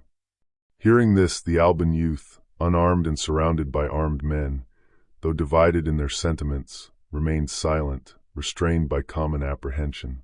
Then Tullus continued, "If, Medius Faficius, you were capable of learning fidelity and how to observe treaties, that lesson would have been taught to you by me, while still alive. Now, since your disposition is incurable, do you at least by your punishment teach mankind to consider those things sacred which have been violated by you. As therefore a little while since you kept your mind divided between the interest of Fidene and of Rome, so shall you now surrender your body to be torn asunder in different directions." Upon this, 2 chariots drawn by 4 horses were brought. He tied Medius, extended at full length, to their carriages. Then the horses were driven in different directions, carrying off the mangled body on each carriage, where the limbs had been fastened by the cords. All turned away their eyes from such a shocking spectacle. That was the first and last instance of a punishment among the Romans that disregarded the laws of humanity. In other cases, we may boast that no nation whatsoever adopted milder forms of punishment. During these occurrences, the cavalry had been dispatched to Alba to remove the populace to Rome. The legions were then led there to demolish the city. When they entered the gates, there was no tumult or panic, such as usually occurs with captured cities when gates are burst open, walls leveled, or the citadel taken by assault, when enemy shouts and armed rushes spread fire and sword everywhere. Instead, gloomy silence and speechless sorrow absorbed the minds of all. Through fear, forgetting what to leave behind and what to take, all coordination failed them. Frequently asking each other questions, they now stood at their thresholds, now wandered through their houses, doomed to see them for the last time. But as soon as the shouts of the horsemen urging them to depart pressed them on, the crashing of the demolishing dwellings was heard in the remotest parts of the city. Dust, rising in distant places, filled every quarter with a cloud spread over them. Hastily snatching up whatever each could, as they went forth, leaving behind their guardian deities and household gods, and the homes where each had been born and brought up, a continuous train of emigrants soon filled the roads. The sight of others, through mutual commiseration, renewed their tears. Piteous cries were also heard, especially from the women, as they passed their revered temples now beset with armed men, leaving their gods as if in captivity. After the Albans had evacuated the town, the Roman soldiers indiscriminately leveled all public and private edifices to the ground. 1 short hour consigned to demolition and ruined the work of 400 years during which Alba had stood. The temples of the gods, however, by the king's orders were spared. Meanwhile, Rome grew by the demolition of Alba. The number of citizens doubled. The Celian Mount was added to the city, and to ensure it was more populously inhabited, Tullus selected that location for his palace and resided there. The leading Albans were enrolled among the patricians so that that branch of the state might also increase. The Julii, Servilii, Quinctii, Giganii, Curiatii, Cloelii. As a consecrated meeting place for the order he had augmented, he built a senate house, which was called Hostilia even down to the age of our fathers. To ensure every rank gained strength from the new populace, he formed 10 troops of horsemen from among the Albans. He likewise recruited the old and raised new legions from the same source. Confident in this increase of strength, Tullus declared war against the Sabines, a nation at that time the most powerful, next to the Etrurians, in men and arms. Injuries had been done on both sides, and restitution demanded in vain. Tullus complained that some Roman merchants had been seized in an open market near the temple of Feronia. The Sabines claimed some of their people had taken refuge in the asylum and were detained in Rome. These were assigned as the causes of the war. The Sabines, remembering that a portion of their strength had been fixed at Rome by Titus, and that Roman power had also lately increased with the Alban people's accession, began to look for foreign aid. Etruria was nearby, and of the Etrurians, the Veientes were the closest. From there they drew some volunteers, their minds stirred to revolt, chiefly due to lingering animosities from former wars. Pay also motivated some stragglers among the indigent population. They received no aid from the government, and the truce stipulated with Romulus was strictly observed by the Veientes, which is less surprising with respect to the others. While they prepared for war with the utmost vigor, and the matter seemed to hinge on who would strike first, Tullus first crossed into Sabine territory. A desperate battle ensued at the wood called Maliciosa, in which the Roman army was far superior, both by the strength of their infantry and by the recent augmentation of their cavalry. The Sabine ranks were thrown into disorder by a sudden charge of the cavalry, nor could either the fight be afterwards restored or a retreat accomplished without great slaughter. After the defeat of the Sabines, with Tullus' government and the entire Roman state renowned and flourishing, word was brought to the king and senators that it rained stones on the Alban Mount. As this could scarcely be credited, persons were sent to inquire into the prodigy. A thick shower of stones fell from heaven in their sight, just as when hail, collected into balls, is pelted down to earth by the winds. Besides, they imagined they heard a loud voice from the grove on the summit of the hill, requiring the Albans to perform their religious service according to the rites of their native country, which they had consigned to oblivion, as if their gods had been abandoned along with their country. They had either adopted the religion of Rome, or, enraged at their evil destiny, had renounced altogether the worship of the gods. A festival of 9 days was publicly instituted by the Romans also on account of the same prodigy, either in obedience to the heavenly voice sent from the Alban Mount, for that too is stated, or by the advice of the haruspices. It is certain it continued a solemn observance that whenever the same prodigy was announced, a festival for 9 days was observed. Not long after, they were afflicted with a pestilence. Though this led to an aversion to military service, no respite from arms was granted by this warlike king, who considered that the bodies of the young men were even healthier abroad than at home, until he himself also was seized with a lingering disease. Then, along with his body, his fierce spirit became so broken that he, who formerly considered nothing less worthy of a king than to devote his mind to religion, suddenly became a slave to every form of superstition, both important and trifling. He also filled the people's minds with religious scruples. The generality of persons, now wishing to revert to the state of things under King Numa, thought the only relief left for their sickly bodies was if peace and pardon could be obtained from the gods. They say the king himself, turning over Numa's commentaries, found therein that certain secret and solemn sacrifices had been performed to Jupiter Elicius. He shut himself up and set about performing this solemnity, but that rite was not duly undertaken or conducted, and not only was no appearance of heavenly notification presented to him, but he was struck by lightning and burnt to ashes, together with his house, through the anger of Jupiter, exasperated at the impropriety of the ceremony. Tullus reigned 32 years with great military renown. Upon the death of Tullus, the government once more fell to the Senate. They nominated an interrex, and when he convened the assembly, the people elected Ancus Marcius as king. The fathers confirmed this election. Ancus Marcius was the grandson of King Numa Pompilius through his daughter. As soon as he ascended the throne, Ancus reflected on his grandfather's renown.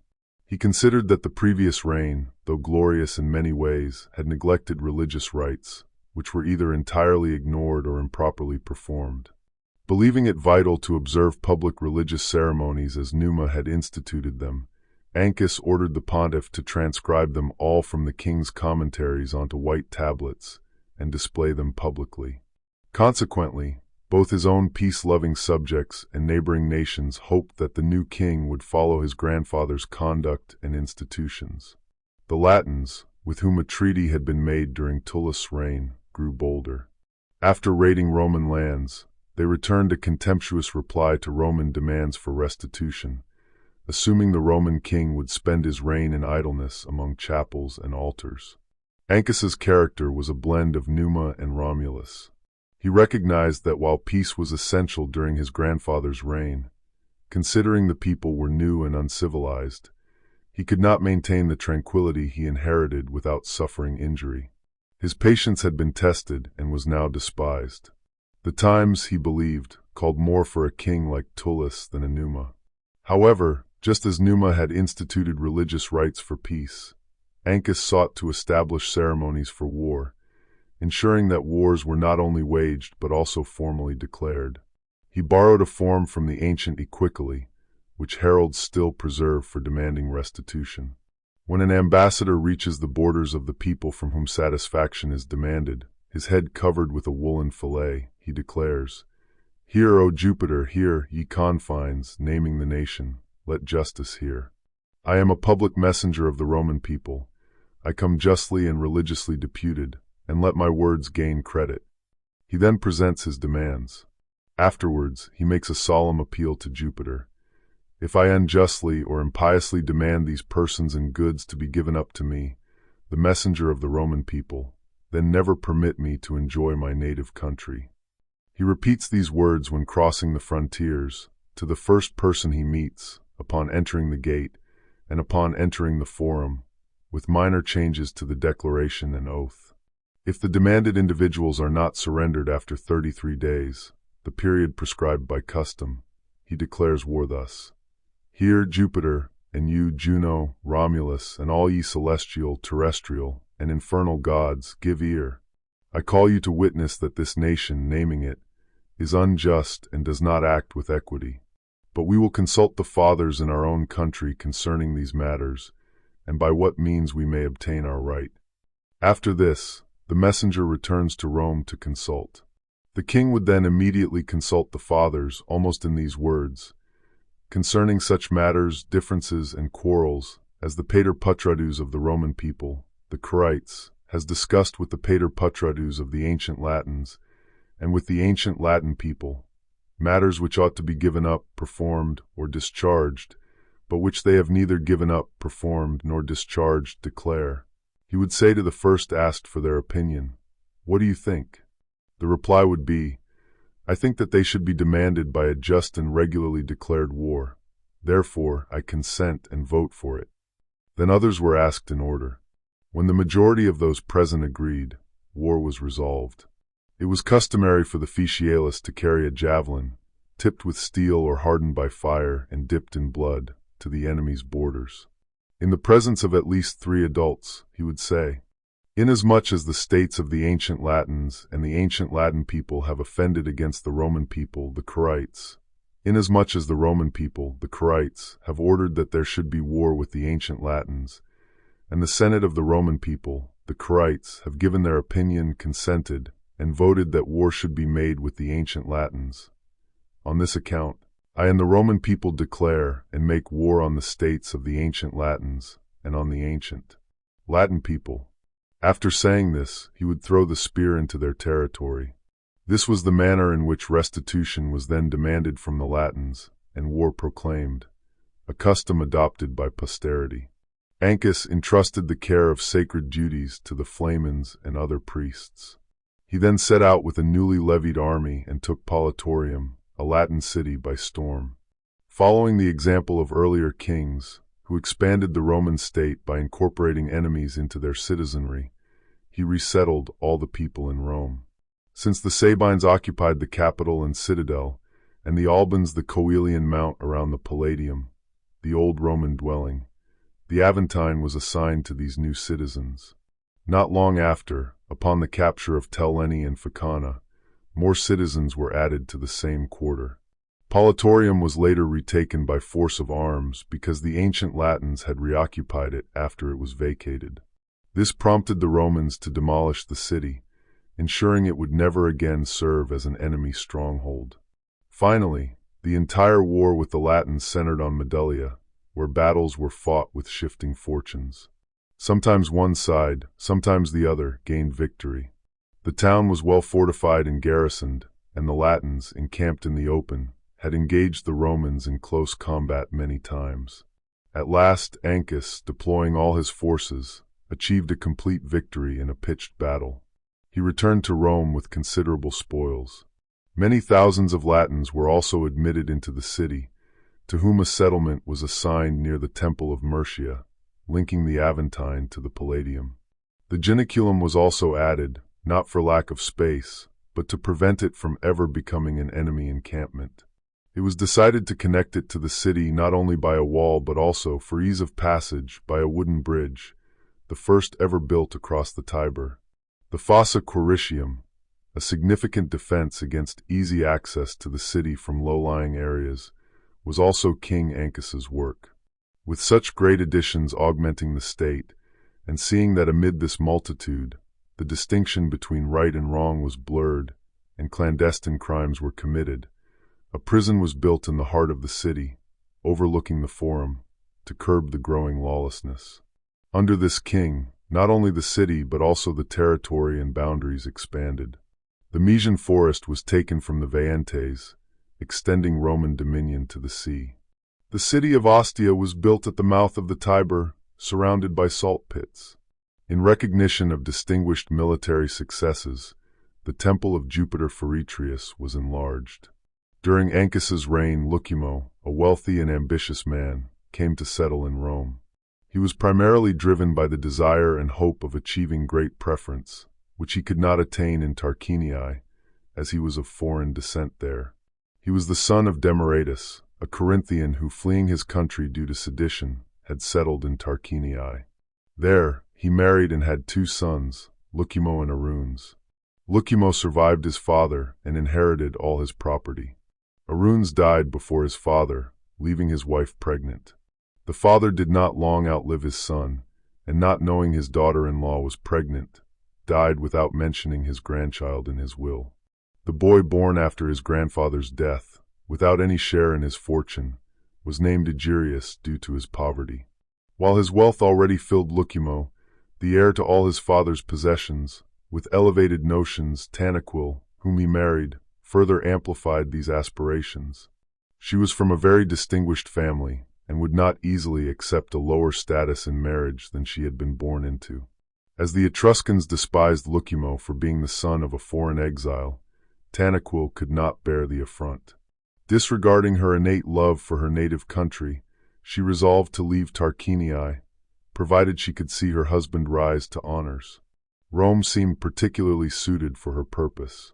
In this newly founded state, where all nobility was recent and based on merit, there would be room for her courageous and active husband. Tatius, a Sabine, had been king of Rome, Numa had been brought from Cures to reign, and Ancus, born of a Sabine mother, based his nobility on Numa alone. She easily persuaded Lucumo, being ambitious for honors and considering Tarquinii his country only on his mother's side. Accordingly, they packed their belongings and set out for Rome.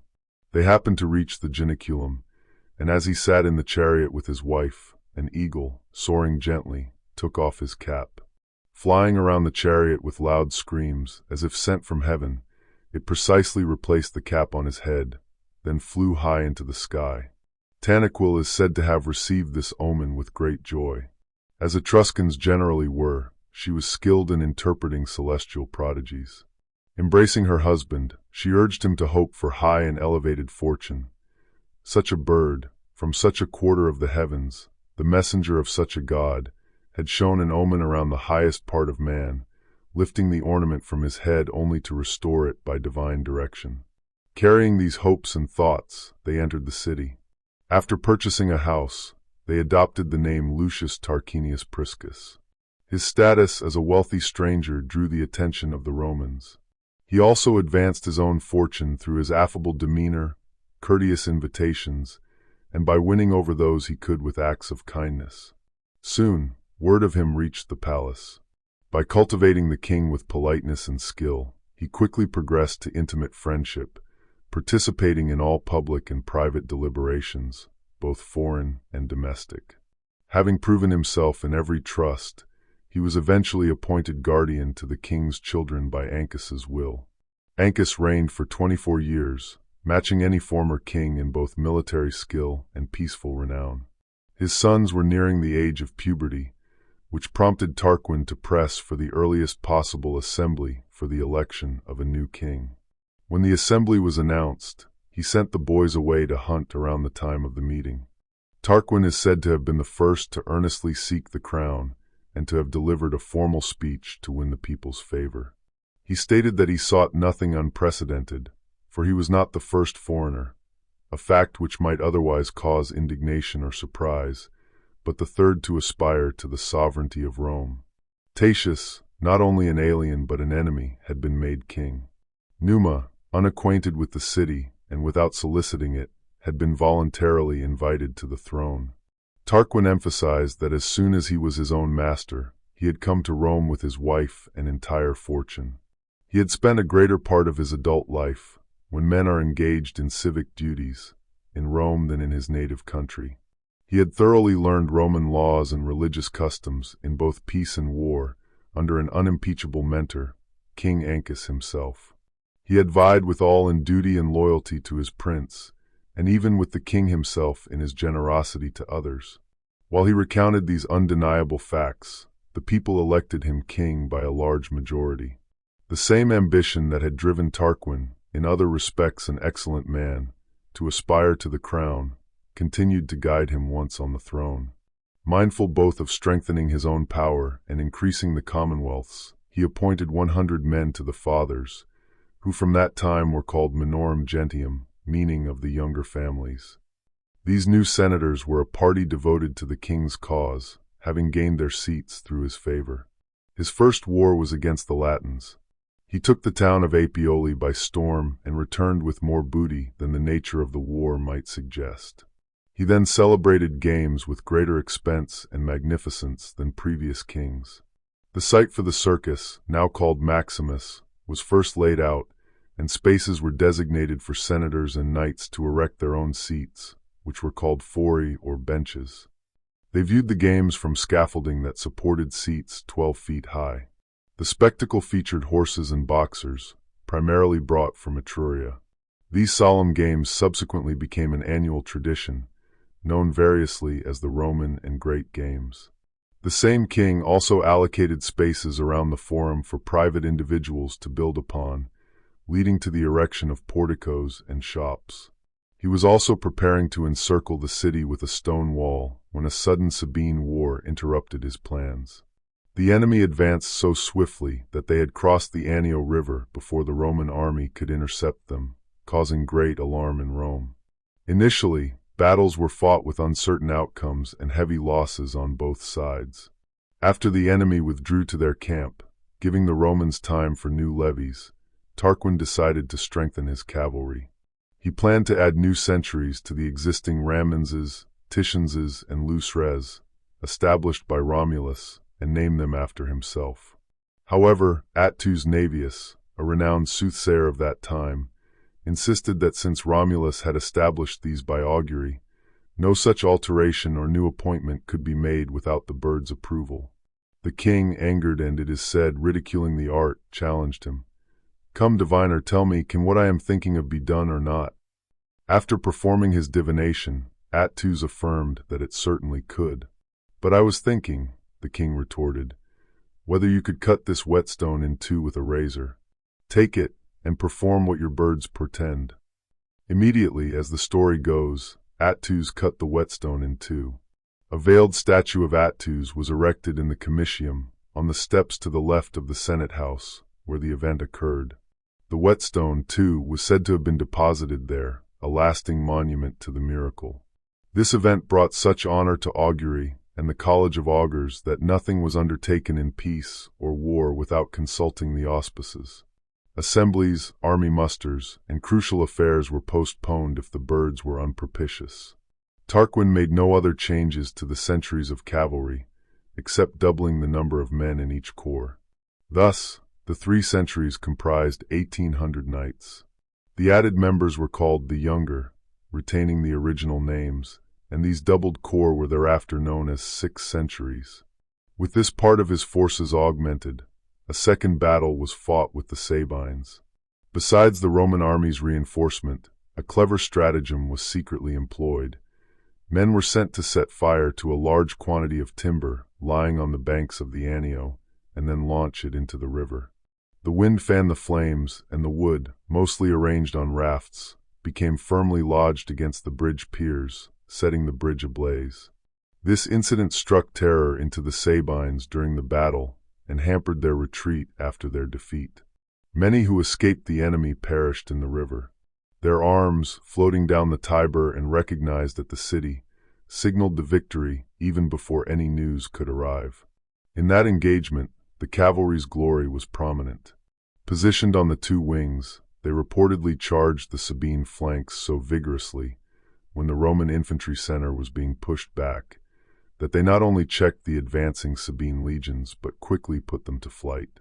The Sabines retreated rapidly towards the mountains, yet few reached them, as most, as mentioned, were driven into the river by the cavalry. Tarquin deemed it wise to pursue the enemy closely while they were in disarray. After sending the spoils and prisoners to Rome, and burning the vowed spoils to Vulcan, he led his army into Sabine territory. Although their situation was dire, and they could not hope for better success, the circumstances allowed no time for deliberation. The Sabines met him with a hastily raised army. Defeated once more, and now desperate, they sued for peace. Calatia and its surrounding land were taken from the Sabines, and Egerius, the king's brother's son, was left there with a garrison. The surrender of the people of Calatia, it is understood, followed this form. The king asked, "Are you ambassadors and deputies sent by the people of Calatia to surrender yourselves and the people of Calatia?" "We are." "Are the people of Calatia their own masters?" "They are." "Do you surrender yourselves and the people of Calatia, their city, lands, water, boundaries, temples, utensils, and everything sacred or profane belonging to them, into my power and that of the Roman people?" "We do." "Then I receive them." The Sabine War concluded, Tarquin returned to Rome in triumph. Afterwards, he waged war against the ancient Latins. Though they never engaged in a general battle, he subdued the entire Latin nation by moving his forces between their towns. Corniculum, Old Faculia, Cameria, Crustumerium, Amariola, Medulla, and Nomentum, towns that either belonged to the ancient Latins or had revolted to them, were captured. Upon this, a peace was concluded. Works of peace were then undertaken with even greater vigor than his wars. The people enjoyed no more ease at home than they had abroad. He resumed surrounding the city with a stone wall where it had not been fortified, a project interrupted by the Sabine War. Additionally, he drained the lower parts of the city around the Forum and other valleys between the hills, which often collected water, using sloping sewers directed into the Tiber. Moreover, he leveled an area on the Capitol for building a temple to Jupiter, which he had vowed during the Sabine War, his mind already anticipating the future grandeur of the site. At that time, a marvelous prodigy occurred in the palace, both in its appearance and its outcome. It is recounted that the head of a boy named Servius Tullius, as he lay fast asleep, blazed with fire in the sight of many. The great noise from this miraculous phenomenon awoke the royal family. When a servant brought water to extinguish the flame, he was stopped by the queen. After the initial confusion, she forbade anyone from disturbing the boy until he awoke naturally. As soon as he awoke, the flame vanished. Then Tanaquil, taking her husband aside, said, "Do you observe this boy whom we raise in such a humble style? Be assured that he will hereafter be a light to us in adversity, and a protector to our palace in distress. From now on let us, with all our care, train up this youth, who is capable of becoming a great public and private ornament." From this time, the boy was treated as their own son and instructed in the arts that prepare men for high rank. This was easily accomplished, as it was pleasing to the gods. The young man proved to be of a truly royal disposition. When they sought a son-in-law for Tarquin, none of the Roman youth could compare to Servius in any accomplishment. Therefore, the king betrothed his own daughter to him. This high honor, whatever its origin, makes it difficult to believe he was the son of a slave, or himself a slave in his youth. I rather agree with those who say that, upon the capture of Corniculum, the wife of Servius Tullius, the leading man of that city, was pregnant when her husband was slain. Known among the other female prisoners, and exempted from servitude by the Roman queen due to her high rank, she gave birth in Rome, in the house of Tarquinius Priscus. Following this, the intimacy between the ladies deepened due to such kindness, and the boy, raised in the house from infancy, was loved and respected. His mother's fate, having fallen into enemy hands, caused him to be considered the son of a slave. About the 38th year of Tarquin's reign, Servius Tullius was held in the highest esteem, not only by the king, but also by the Senate and the people. At this time, the two sons of Ancus, who had always considered it a great indignity to be deprived of their father's crown by their guardian's treachery, that a stranger, not even of Italian descent, should be king of Rome, now felt their indignation rise further. The thought that the crown would not only not return to them after Tarquin, but would descend even lower, to a slave, was intolerable. That in the same state, 100 years after Romulus, a deity's descendant and a deity himself, had occupied the throne for life, now a slave, born of a slave, should possess it. They believed it would be a disgrace to the Roman name, and especially to their family, if, while male issue of King Ancus still lived, the sovereignty of Rome should be accessible not only to strangers but even to slaves. They resolved, therefore, to prevent this disgrace by the sword. However, their resentment focused more on Tarquin himself than on Servius. They reasoned that a king, if he survived, would be a more severe avenger of murder than a private citizen. Moreover, if Servius were killed, it seemed likely that Tarquin would simply adopt another son-in-law as his successor. For these reasons, the plot was laid against the king himself. Two of the most ferocious shepherds were chosen for the daring deed. Armed with their usual rustic implements, they behaved as violently as possible in the palace porch, feigning a quarrel. This drew the attention of all the king's attendants. When both appealed to the king, and their clamor reached the inner chambers, they were called in and brought before him. At first, both shouted loudly, vying to interrupt each other. Restrained by a lictor and commanded to speak in turns, they at last ceased their railing. According to their plan, one began to state his case. As the king, attentive, turned fully towards him, the other raised his axe, struck it into Tarquin's head, and leaving the weapon in the wound, both rushed out of the house. Those around the dying king immediately lifted him. The lictors seized the escaping men. An uproar and a crowd of people followed, wondering what had happened. During the tumult, Tanaquil ordered the palace to be shut, dismissing all present. Simultaneously, she diligently prepared everything necessary for dressing the wound, as if hope still remained. At the same time, anticipating disappointment, she devised other means of safety. Sending for Servius immediately, she showed him her nearly expiring husband. Holding Tarquin's right hand, she implored Servius not to leave his father-in-law's death unavenged, nor allow his mother-in-law to be insulted by their enemies. "Servius," she said, "if you are a man, the kingdom is yours, not theirs, who by others' hands have perpetrated the worst of crimes. Exert yourself, and follow the guidance of the gods, who pretended that this head would be illustrious by formerly shedding a blaze around it. Now let that celestial flame arouse you. Now awake in earnest. We too, though foreigners, have reigned. Consider who you are, not whence you are sprung. If your own plans are not matured due to the suddenness of this event, then follow mine." When the uproar and violence of the multitude could barely be contained, Tanaquil addressed the populace from an upper window of the palace facing the new street, for the royal family resided near the temple of Jupiter Stator. She bade them be of good courage, that the king was stunned by the suddenness of the blow, that the weapon had not sunk deep into his body, that he had already regained consciousness, that the wound had been examined, the blood wiped off, that all symptoms were favorable, that she hoped they would see him very soon, and that, in the meantime, he commanded the people to obey the orders of Servius Tullius, that he would administer justice and perform all the king's functions. Servius came forth with the trabea and lictors, and seated himself on the king's throne, deciding some cases, while pretending that he would consult the king on others. Thus, the death was concealed for several days. Though Tarquin had already expired, Servius, under the pretense of discharging another's duty, strengthened his own position. Then at last the matter was made public, and lamentations arose in the palace. Servius, supported by a strong guard, took possession of the kingdom with the consent of the Senate, being the first to do so without the people's direct election.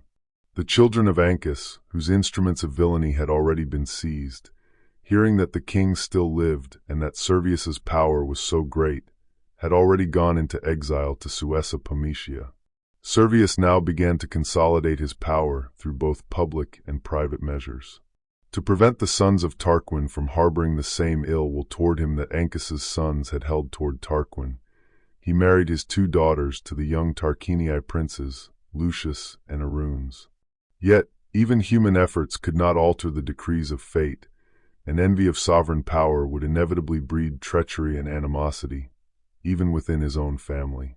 A war with the Veientes, whose truce had expired, and with other Etruscans, began most opportunely for maintaining the state's tranquility.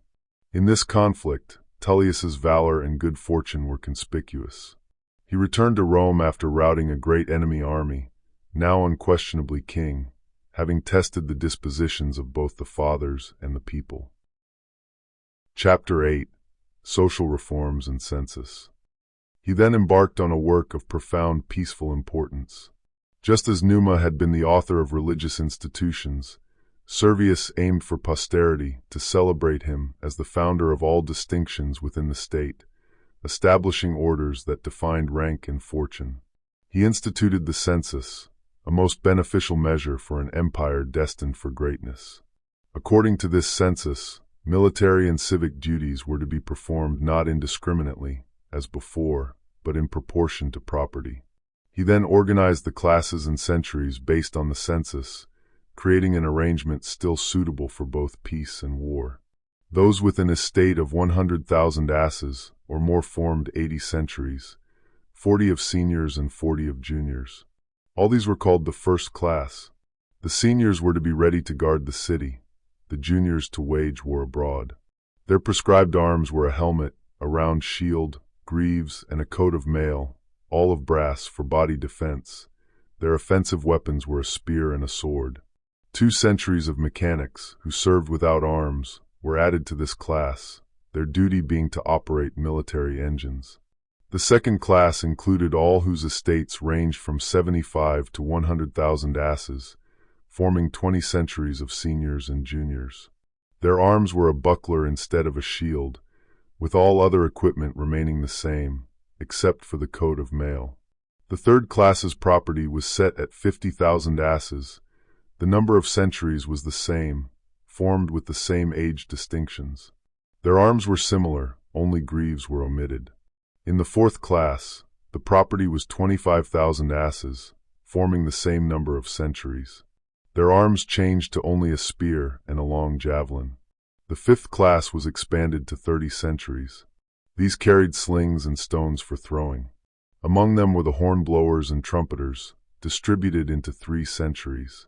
This entire class was rated at 11,000 asses. Property below this threshold encompassed the rest of the citizens, forming 1 century exempted from military service. Having thus divided and armed the infantry, he levied 12 centuries of knights from among the state's chief men. Likewise, he formed 6 other centuries from Romulus's original 3, retaining their initial names. 10,000 asses were allocated from public revenue for buying horses, and widows were assigned to pay 2,000 asses yearly for their upkeep. All these burdens were shifted from the poor to the rich. An additional honor was then conferred upon them. Suffrage was no longer granted indiscriminately, as established by Romulus and observed by his successors, where every man had the same privilege and right. Instead, graduations were established so that no one seemed excluded from voting, yet the whole power resided with the state's leading men. The knights were called first, followed by the 80 centuries of the first class. If they differed, which was rare, those of the second class were called. They seldom had to descend to the lowest class. It is no surprise that the current regulation, with 35 tribes, does not align with Servius Tullius's original number of junior and senior centuries, being now double what they were then. For the city, divided into 4 parts according to the inhabited regions and hills, he called these divisions tribes, I believe, from the tribute. He also introduced the method of levying taxes proportionally to estate value. These tribes had no relation to the number and distribution of the centuries. With the census now completed, expedited by the threat of imprisonment and death for those not rated, Servius issued a proclamation. All Roman citizens, horse and foot, were to attend at dawn in the Campus Marcius, each in his century. There, he drew up his army and performed a lustration, a purification ceremony, with sacrifices called suvatorilia. This marked the closing of the lustrum, concluding the census. 80,000 citizens are said to have been rated in that survey. Fabius Pictor, our oldest historian, adds that this was the number of those able to bear arms. To accommodate this growing population, the city seemed to require enlargement. He added 2 hills, the Quirinal and Viminal, then extended the Esquiline, and established his own residence there to lend respectability to the area. He surrounded the city with a rampart, a moat, and a wall, thereby enlarging the Pomerium. Those who focus on etymology consider the Pomerium to be a space outside the walls. But it is rather a consecrated space on each side of the wall, which the Etruscans, when building cities, dedicated by augury. It extended a certain distance both inward and outward from where the wall was intended to be raised. This ensured that houses would not be built directly against the inner wall, as is common now, and that an unoccupied space remained outside. This space, which it was unlawful to till or inhabit, the Romans called the Pomerium, not just for being outside the wall, but equally for the wall being outside it. As the city expanded, these consecrated limits were extended as far as the new walls. With the state augmented by the city's enlargement, and everything at home and abroad organized for the needs of peace and war, Servius sought to extend his empire through policy, not solely by force of arms, and to add ornament to the city.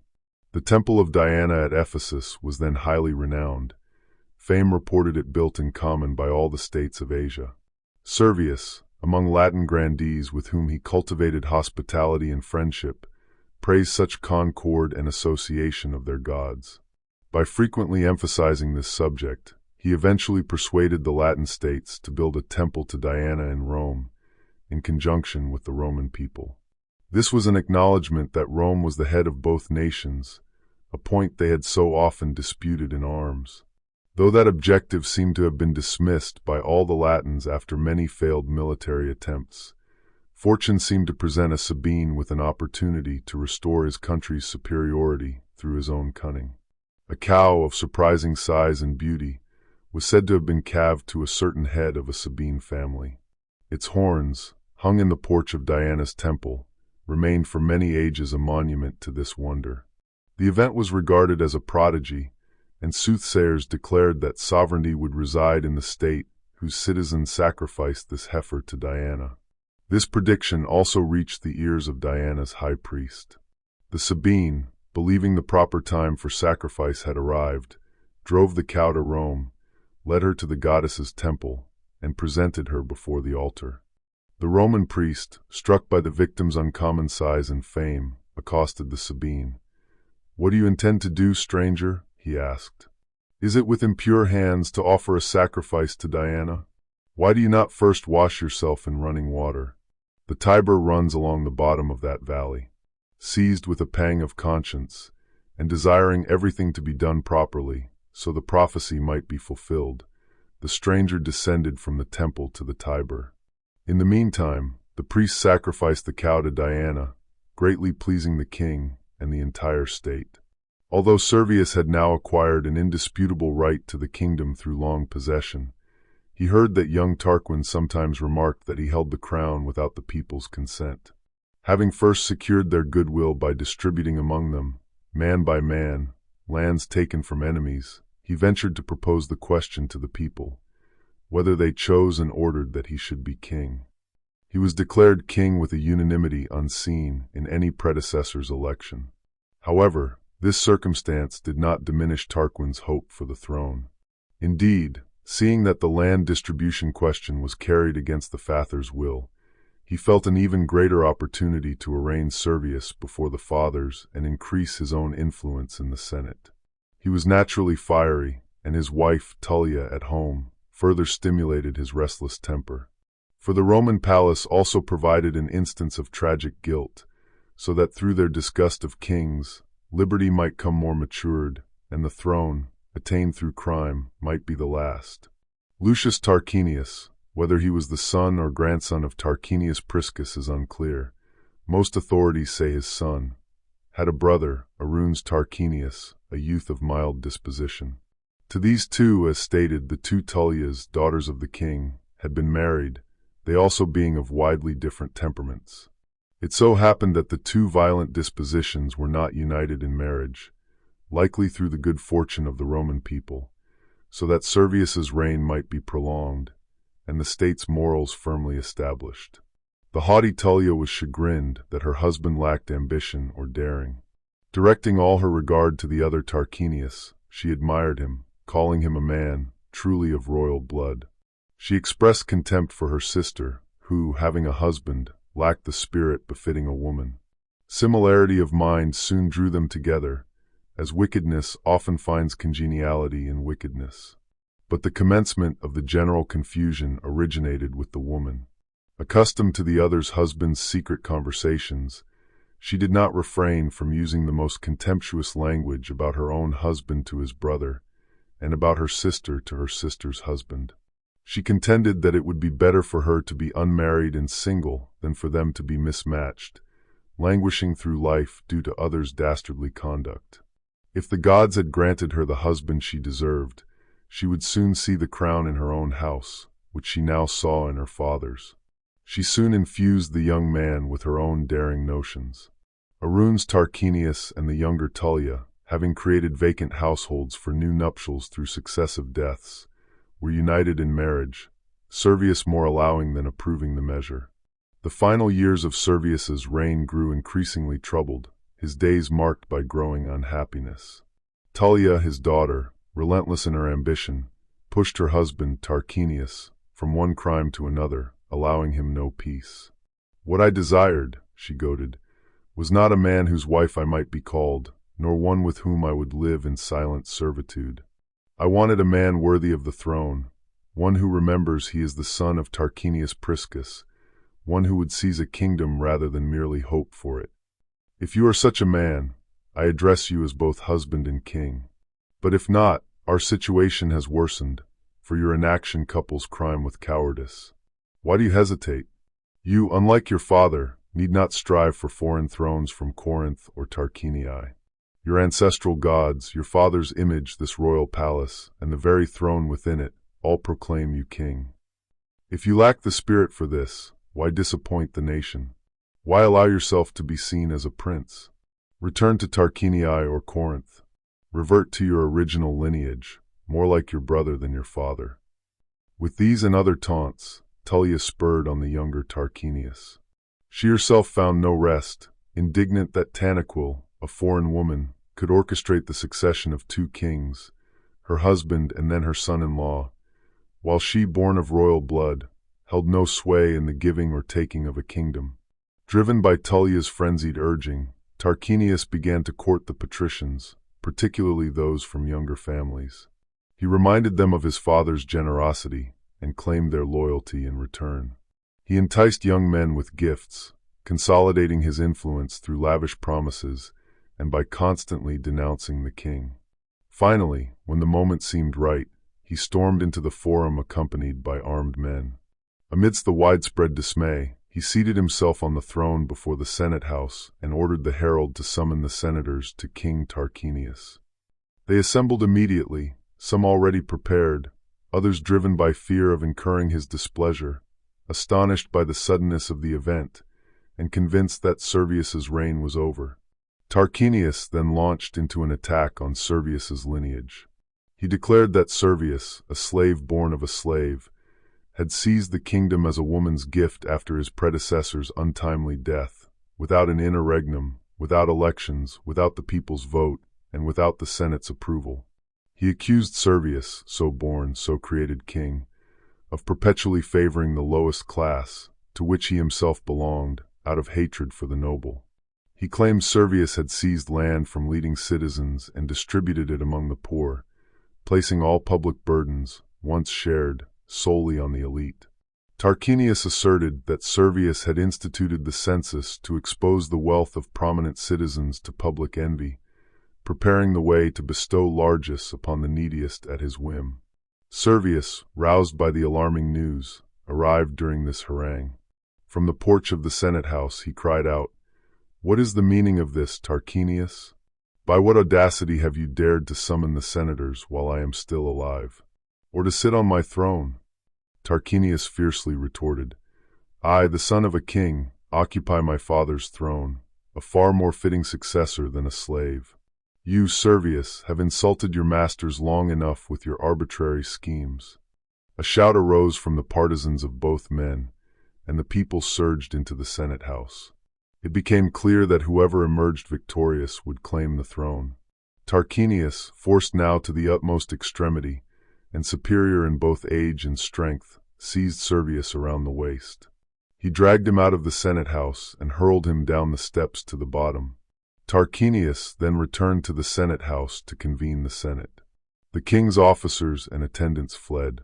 Servius, barely alive, was making his way home with his terrified royal retinue when, upon reaching the top of Cyprian Street, he was slain by men sent by Tarquinius who had overtaken him.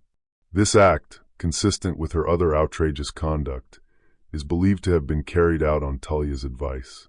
It is certain that, driving into the forum in her chariot, unashamed by the crowd, she called out her husband from the Senate house and was the first to hail him as king.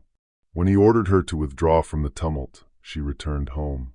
As she reached the top of Cyprian Street, near where Diana's temple later stood, she turned right towards the Orbean Hill, en route to the Esquiline.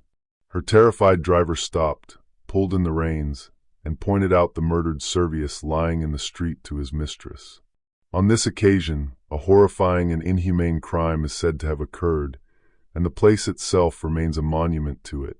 They call it the Wicked Street, where Tullia, frenzied and driven by the furies of her sister and husband, reportedly drove her chariot over her father's body. She is said to have carried a portion of her father's flesh and blood to her own and her husband's household gods, herself stained and splattered. Through divine vengeance, consequences matching the wicked beginning of the reign would soon follow. Tullius reigned for 44 years, in such a manner that even a good and moderate successor would find it difficult to compete with him. It is also to his glory that with him perished all just and legitimate reigns perished. This mild and moderate authority, though vested in a single ruler, some say he had intended to resign, had not his family's wickedness intervened, thwarting his plans for liberating the country. After this period, Tarquin began his reign, his actions earning him the surname the Proud. He refused his father-in-law's burial, claiming that even Romulus died without sepulture. He put to death principal senators whom he suspected of supporting Servius. Conscious that the precedent of seizing the crown through evil means might be used against him, he surrounded himself with armed men. He had no claim to the kingdom except by force, ruling without the people's order or the Senate's sanction. Additionally, as he held no hope in his subjects' affection, he found it necessary to secure his kingdom through terror. To instill this fear in the greatest number, he presided over capital cases himself, without assessors. Under this pretext, he could execute, banish, or fine not only the suspected or hated, but also those from whom he could gain plunder. As the number of senators diminished, he chose not to appoint new ones, hoping the order would become contemptible through its paucity and feel less resentment at having no business to transact. He was the first king to violate the custom of consulting the Senate on all matters, instead conducting public business through private councils. War, peace, treaties, and alliances were made and broken at his sole discretion, without the sanction of the people or Senate. He particularly sought to bind the Latin nation to him, to ensure his security among his own subjects through foreign influence. He forged ties of hospitality and marriage with their leading men. To Octavius Mamilius of Tusculum he gave his daughter in marriage.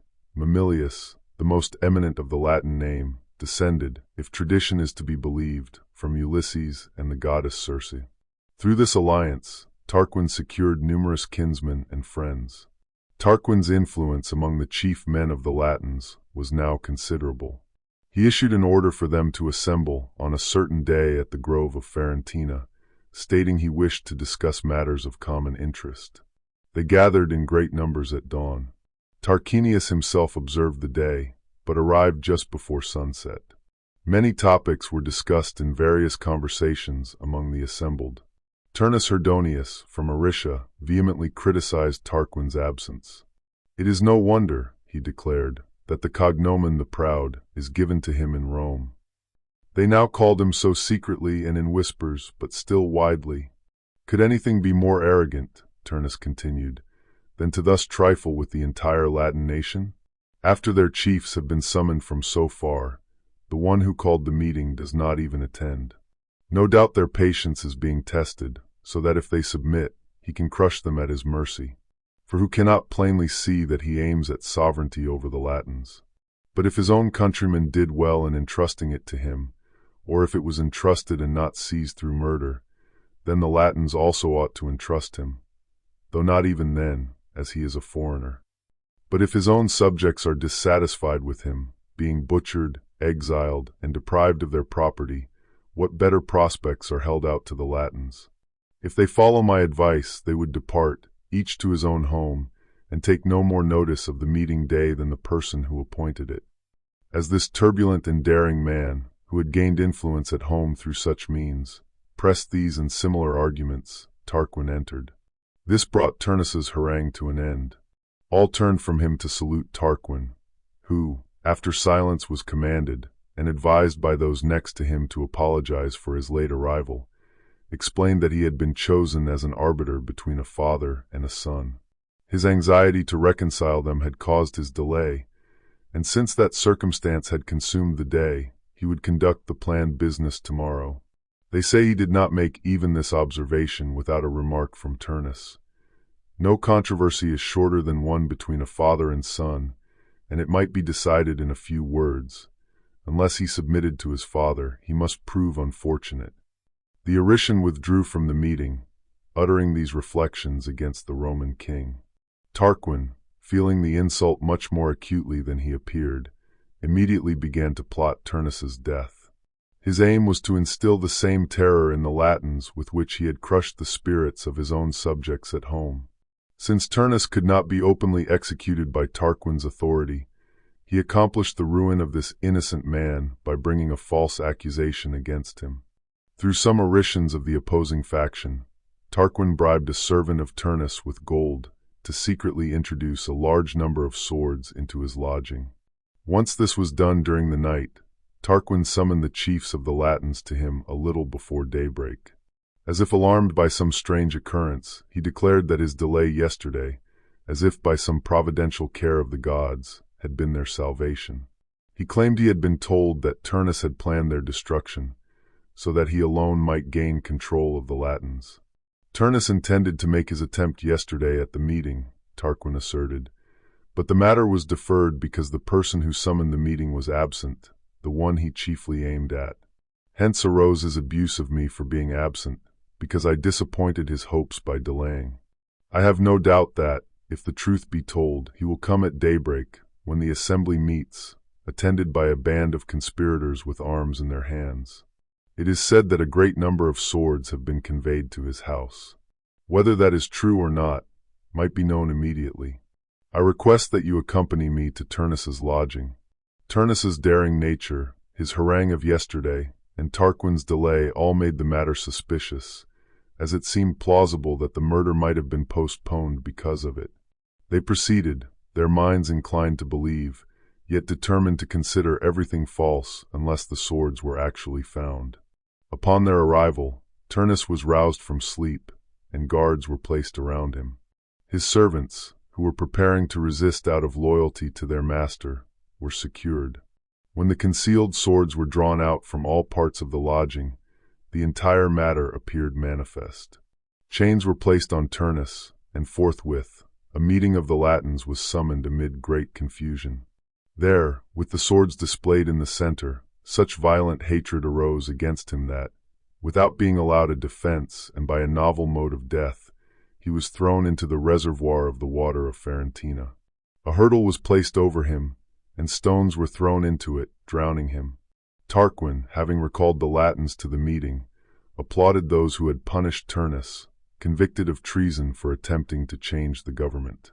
He then declared, "I could indeed proceed by ancient right, for all Latins, sprung from Alba, were included in the treaty by which the entire Alban nation, with its colonies, fell under Rome's dominion under King Tullus. However," he continued, "for the benefit of all parties, I believe that the treaty should be renewed. The Latins should share in the Roman people's prosperity, rather than constantly fearing or suffering the destruction of their towns and the devastation of their lands, as they did under Ancus and my own father." The Latins were easily persuaded, though the treaty favored Rome. They saw that the Latin chiefs supported the king, and Turnus's recent fate served as a warning to anyone who might offer opposition. Thus, the treaty was renewed. A notice was sent to the young men of Latium, instructing them to assemble in large numbers, armed, on a certain day at the grove of Ferentina. When they had gathered from all the states as ordered by the Roman king, Tarquin, to prevent them from having their own general, separate command, or distinct standards, combined companies of Latins and Romans. He made one company out of two and two out of one, doubling their numbers, and appointed Roman centurions over them. Tarquin, though a tyrannical ruler in peacetime, proved to be a capable general in war. He might have equaled his predecessors in military skill, had his overall degeneracy not diminished his merit here as well. He began the war against the Volsci, which would continue for 200 years after his time, and took Suessa Pometia by storm. From the sale of the spoils, he amassed 40 talents of silver and gold. He intended this wealth for a magnificent temple to Jupiter, one worthy of the king of gods and men, of the Roman Empire, and of the majesty of the site itself. He set aside the money from the spoils for its construction. Soon after, a more protracted war arose. After failing to storm Gabii, a neighboring city, and seeing all hope of taking it by siege vanish, Tarquin resorted to fraud and stratagem, tactics far from truly Roman. He pretended to abandon the war, busying himself with the temple's foundation and other city projects. Meanwhile, Sextus, his youngest of 3 sons, fled to Gabii as part of a prearranged plan. He complained of his father's inhuman cruelty. He has turned his tyranny against his own family, uneasy with the number of his children, intending to lay waste to his own house as he has the Senate, so that he might leave no issue or heir to his kingdom.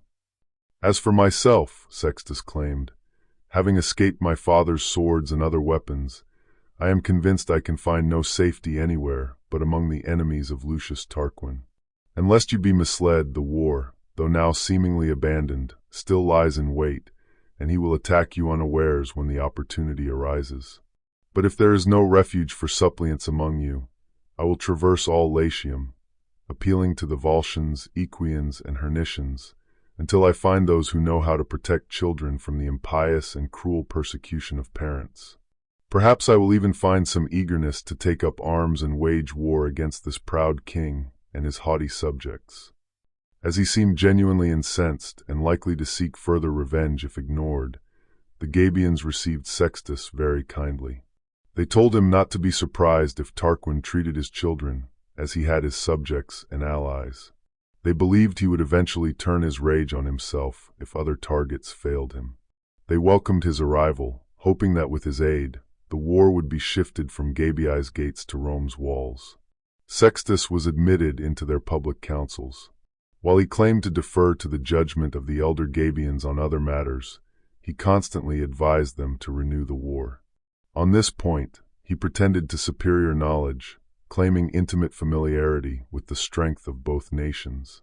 He knew, he asserted, that the king's pride had become utterly hateful to his subjects, a burden even his own children could no longer endure. Gradually, he incited the Gabian nobles to renew the war. He personally joined the most active young men on raiding parties and expeditions. Unfounded trust was placed in all his deceptive words and actions. Eventually, he was chosen as the chief general in the war. As the people remained ignorant of the true plot, several skirmishes occurred with the Romans, usually ending in Gabian victories. Consequently, all Gabians, from highest to lowest, became firmly convinced that Sextus Tarquinius had been sent to them as their general by the special favor of the gods. By exposing himself to fatigue and dangers, and by his generosity in dividing the plunder, he earned such love from the soldiers that Tarquin the father had no greater power in Rome than the son in Gabii. When Sextus felt he had gathered sufficient strength for any undertaking, he sent a confidant to Rome to ask his father what he wished him to do, seeing that the gods had granted him sole management of all affairs at Gabii. To this courier, no verbal answer was given, likely because his loyalty seemed questionable. The king went into a palace garden, as if to consider the matter, followed by his son's messenger. Walking there in silence for some time, he is said to have struck off the heads of the tallest poppies with his staff. The messenger, tired of asking and waiting for an answer, returned to Gabii as if unsuccessful. He recounted what he had said and what he had observed, adding, "Tarquin, either through passion, aversion to me, or his innate pride, did not speak a word." As soon as Sextus understood his father's wishes and the conduct recommended by those silent intimations, he put to death the most eminent men of the city. He accused some of them publicly, while others, whose unpopularity exposed them, were secretly assassinated. Many were executed publicly. Some, against whom impeachment would be less plausible, were secretly murdered. Means of escape were allowed to some, and others were banished. Their estates, as well as those of the executed, were publicly distributed. By the allure of corruption, plunder, and the private advantages from these distributions, the sense of public calamity was extinguished. The state of Gabii, deprived of counsel and assistance, was thus delivered without a struggle into the hands of the Roman king. Tarquin, now in possession of Gabii, made peace with the Equians and renewed the treaty with the Etrurians. He then turned his thoughts to city projects. The foremost was leaving behind the Temple of Jupiter on the Tarpeian Mount as a monument to his name and reign, ensuring posterity would remember that of two Tarquins, both kings, the father had vowed it, and the son completed it. To ensure the area, excluding all other forms of worship, would be entirely dedicated to Jupiter and his temple, he resolved to deconsecrate several small temples and chapels. These had been vowed by King Tatius in the heat of battle against Romulus and later consecrated and dedicated. At the very beginning of this monumental work, it is said that the gods displayed their divine power to presage the future greatness of the empire. Although the birds approved the deconsecration of all other temples, they did not permit it for the temple of Terminus. This omen was interpreted to mean that Terminus, by not changing his residence and being the only god not called out of his sacred space, presaged the duration and stability of the Roman Empire. This omen of perpetuity was followed by another portending the empire's greatness. It is reported that the head of a man, with its face intact, appeared to the workmen digging the temple's foundation. The sight of this phenomenon unequivocally presaged that this temple would be the metropolis of the empire and the head of the world. So declared the soothsayers, both those in the city and those summoned from Etruria for consultation. The king was encouraged to increase the expenditure. The spoils of Pometia, which had been designated to complete the work, scarcely sufficed for laying the foundation. For this reason, I am more inclined to believe Fabius Pictor, besides as being the more ancient historian, that there were only 40 talents, rather than Piso, who states that 40,000 pounds weight of silver were set apart for that purpose, a sum neither to be expected from the spoils of any one city in those times, and one that would more than suffice for the foundation of any structure, even those exhibiting modern magnificence. Tarquin, intent on finishing this temple, sent for workmen from all parts of Etruria. He employed not only public money, but also the manual labor of the people. While this labor, by no means insignificant, was added to their military service, the people murmured less about building the temples of the gods with their own hands. They were later transferred to other works, which, though less showy, required even greater toil. These included erecting benches in the circus and constructing the main underground sewer, the receptacle for all the city's filth. Even modern splendor can scarcely produce anything equal to these two works. Having employed the people in these tasks, because he considered such a multitude a burden to the city when idle, and further, he was anxious to expand the empire's frontiers by sending out colonists, he dispatched settlers to Signia and Circeii. These colonies would serve as defensive barriers to the city by land and sea. While thus occupied, a frightening prodigy appeared to him. A serpent slid out of a wooden pillar, causing dismay and a rush into the palace. This event did not so much strike the king's heart with sudden terror as fill him with anxious solicitude. Although Etrurian soothsayers were typically employed for public prodigies, terrified by this seemingly domestic apparition, he decided to send envoys to Delphi, to the most celebrated oracle in the world. Not daring to entrust the oracle's responses to anyone else, he dispatched his 2 sons to Greece through lands then unknown, and seas even more so. Titus and Aruns were the 2 who went. They were joined by Lucius Junius Brutus, the son of Tarquinia, the king's sister. Brutus was a youth of an entirely different quality of mind than the disguise he had assumed. Upon hearing that the chief men of the city, including his own brother, had been put to death by his uncle, Brutus resolved to present nothing in his intellect that the king might fear, nor anything in his fortune to be coveted. He aimed to find security in contempt, where there was little protection in justice.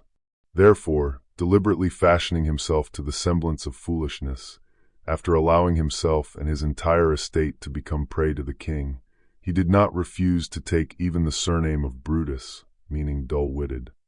Concealed under the cover of such a cognomen, the genius that was to liberate the Roman people awaited its proper time.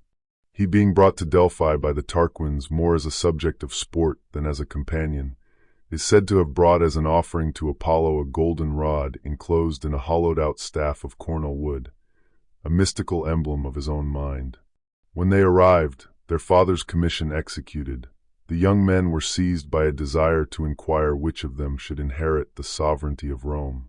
They say a voice from the depths of the cave responded, "Young men, whichever of you shall first kiss his mother shall enjoy sovereign power in Rome." The Tarquins ordered the matter to be kept a strict secret, so that Sextus, who had remained in Rome, would be ignorant of the response and have no share in the kingdom. They cast lots among themselves as to which of them should first kiss his mother upon their return to Rome. Brutus, however, believing the Pythian response held another meaning, stumbled and fell, touching the ground with his lips, for the earth, he reasoned, was the common mother of all mankind. After this, they all returned to Rome, where preparations were being made with the greatest vigor for a war against the Rutulians. The Rutulians, a wealthy nation considering their country and era, then held Ardea. Their riches sparked the war, for the Roman king, financially depleted by his magnificent public works, desired both to enrich himself and to appease his subjects with a large booty. The people were already incensed by his tyranny, particularly because they had been so long employed by the king in mechanical and slave-like labor. An attempt was made to take Ardea by storm, but failing that, the enemy began to be harassed by a blockade and siege works. As is common in long-standing camps, the war, being tedious rather than violent, allowed furloughs to be easily obtained, more so by officers than by common soldiers. The young princes sometimes spent their leisure hours in feasting and entertainment. One day, as they were drinking in the tent of Sextus Tarquin, where Collatinus Tarquinius, the son of Egerius, was also present, mention was made of wives. Each man praised his own extravagantly until a dispute arose. Collatinus declared, "There is no need for words. In a few hours, it can be known how much my Lucretia excels all the rest. If we have any youthful vigor, let us mount our horses and observe the behavior of our wives. That sight will be most satisfactory to each, which meets his eyes on the unexpected arrival of the husband." Heated with wine, they all agreed. They immediately galloped to Rome, arriving in the dusk of the evening. From there, they went to Calatia, where they found Lucretia. She was not like the king's daughters-in-law, whom they had seen spending their time in luxurious entertainments with their peers. Instead, though late at night, she was diligently spinning wool, sitting in the middle of her house surrounded by her working maids. The prize in the contest of wives was awarded to Lucretia. Her husband, upon his arrival, and the Tarquins were kindly received. Collatinus, proud of his victory, extended a polite invitation to the young princes. There, a wicked passion for violating Lucretia by force seized Sextus Tarquin. Both her beauty and her proven purity acted as incentives. After this youthful frolic of the night, they returned to the camp. A few days later, without Collatinus's knowledge, Sextus came to Calatia with only one attendant. Unaware of his true intention, they received him kindly. After supper, he was escorted to the guest chamber. Burning with passion, when everything around seemed secure and all were fast asleep, he approached Lucretia as she lay sleeping. He held a naked sword and, pressing down on her breast with his left hand, whispered, "Be silent, Lucretia. I am Sextus Tarquin. I have a sword in my hand. You shall die if you utter a word." Awakening terrified from sleep, the woman saw no help, only impending death. Tarquin then confessed his desire, entreated, mixed threats with pleas, trying every possible way to sway her. When he saw her unyielding, unmoved even by the terror of death, he added the threat of dishonor. He declared he would lay a murdered slave naked by her side when she was dead, so she would be said to have been slain in infamous adultery. When, by the terror of this disgrace, his lust, as it were victorious, had overcome her inflexible chastity, Tarquin departed, exulting in having triumphed over a lady's honor. Lucretia, in melancholy distress at such dreadful misfortune, dispatched the same messenger to Rome for her father and to Ardea for her husband, asking them to come, each with one trusty friend, and to do so quickly. Spurius Lucretius came with Publius Valerius, the son of Volesus. Collatinus came with Lucius Junius Brutus, whom he happened to meet as Brutus was returning to Rome, after being informed by his wife's messenger. They found Lucretia sitting in her chamber in sorrowful dejection. Upon the arrival of her friends, tears burst from her eyes. To her husband's inquiry, whether all was right, she replied, "By no means, for what can be right with a woman who has lost her honor? The traces of another man are on your bed, Collatinus. But only the body has been violated, the mind is guiltless. Death shall be my witness. But give me your right hands and your solemn promise," she continued, "that the adulterer shall not go unpunished. It is Sextus Tarquin, who, an enemy in the guise of a guest, has borne away from here a triumph fatal to me, and to himself, if you are men." They all pledged their honor. They tried to console her, distracted as she was, by shifting the guilt from her, who was compelled by force, to the perpetrator of the crime. They argued that it is the mind that sins, not the body, and that where intention was absent, guilt could not exist. "It is for you to see," she said, "what is due to him. As for me, though I acquit myself of guilt, from punishment I do not discharge myself. Nor shall any woman survive her dishonor," pleading the example of Lucretia. The knife, which she kept concealed beneath her garment, plunged into her heart, and falling forward on the wound, she dropped down, expiring. The husband and father shrieked aloud. Brutus, while they were overwhelmed with grief, drew the knife from the wound. Holding it up, reeking with blood, he declared, "By this blood, most pure before the pollution of royal villainy, I swear, and I call you, O gods, to witness my oath, that I shall pursue Lucius Tarquin the Proud, his wicked wife, and all their race, with fire, sword, and all other means in my power. Nor shall I ever suffer them, or any other, to reign at Rome." Then he gave the knife to Collatinus, and after him to Lucretius and Valerius, who were astonished at such extraordinary resolve in Brutus. However, they all took the oath as directed, and converting their sorrow into rage, followed Brutus as their leader, who from that time ceased not to urge them to abolish the regal power. They carried Lucretia's body from her house, and conveyed it into the Forum. By the strangeness and atrocity of the extraordinary occurrence, they assembled a great number of people, as usually happens. Each person complained of the royal villainy and violence. Both the fathers' grief moved them, as did Brutus, who reproved their tears and unavailing complaints, advising them to take up arms against those who dared to treat them as enemies, as became men and Romans. The most spirited of the youth voluntarily presented themselves in arms, and the rest of the youth followed. From there, after leaving an adequate garrison at the gates of Calatia and appointing sentinels to prevent anyone from informing the king's party of the disturbance, the rest set out for Rome in arms under Brutus's leadership. When they arrived, the armed multitude caused panic and confusion wherever they went. Again, when they saw the principal men of the state placing themselves at their head, they understood that, whatever it was not without good reason. Nor did the heinousness of the circumstance excite less violent emotions in Rome than it had in Calatia. Accordingly, people ran from all parts of the city into the Forum, where the public crier summoned them to attend the tribune of the cellars, an office Brutus happened to hold at that time. There, Brutus delivered a speech, by no means reflecting the feigned dullness he had presented until that day. He spoke of Sextus Tarquin's violence and lust, the horrific violation of Lucretia and her lamentable death, and the bereavement of Tricipitinus, for whom the cause of his daughter's death was more exasperating and deplorable than the death itself. To this he added the haughty insolence of the king himself, and the sufferings and toil of the people, buried underground cleansing sinks and sewers, transforming Romans, the conquerors of surrounding states, from warriors into laborers and stone-cutters. He dwells on the unnatural murder of King Servius Tullius and his daughter's impious act of driving over her father's body, invoking the gods who avenge parents. By stating these and other, no doubt, more exasperating circumstances, which, though not easily detailed by writers, the heinousness of the case suggested at the time, he persuaded the already incensed multitude to deprive the king of his authority and to order the banishment of Lucius Tarquin with his wife and children.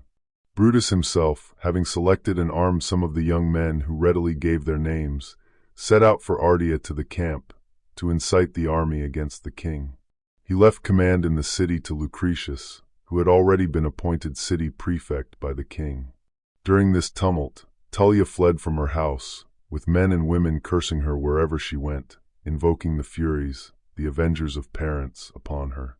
News of these events reached the camp. When the king, alarmed by this sudden revolution, was going to Rome to quell the commotions, Brutus, who had noticed his approach, turned off the road to avoid meeting him. At much the same time, Brutus and Tarquin arrived by different routes, one at Ardea, the other at Rome. The gates were shut against Tarquin, and an act of banishment was passed against him. The deliverer of the state was received by the camp with great joy, and the king's sons were expelled. 2 of them followed their father into banishment to Caere, a city of Etruria. Sextus Tarquin, having gone to Gabii, as to his own kingdom, was slain by the avengers of the old feuds he had raised against himself by his rapines and murders. Lucius Tarquin the Proud reigned 25 years. The regal form of government continued from the founding of the city to this period of its deliverance, 244 years. 2 consuls, Lucius Junius Brutus and Lucius Tarquinius Collatinus, were elected by the prefect of the city at the comitia by centuries, according to the commentaries of Servius Tullius.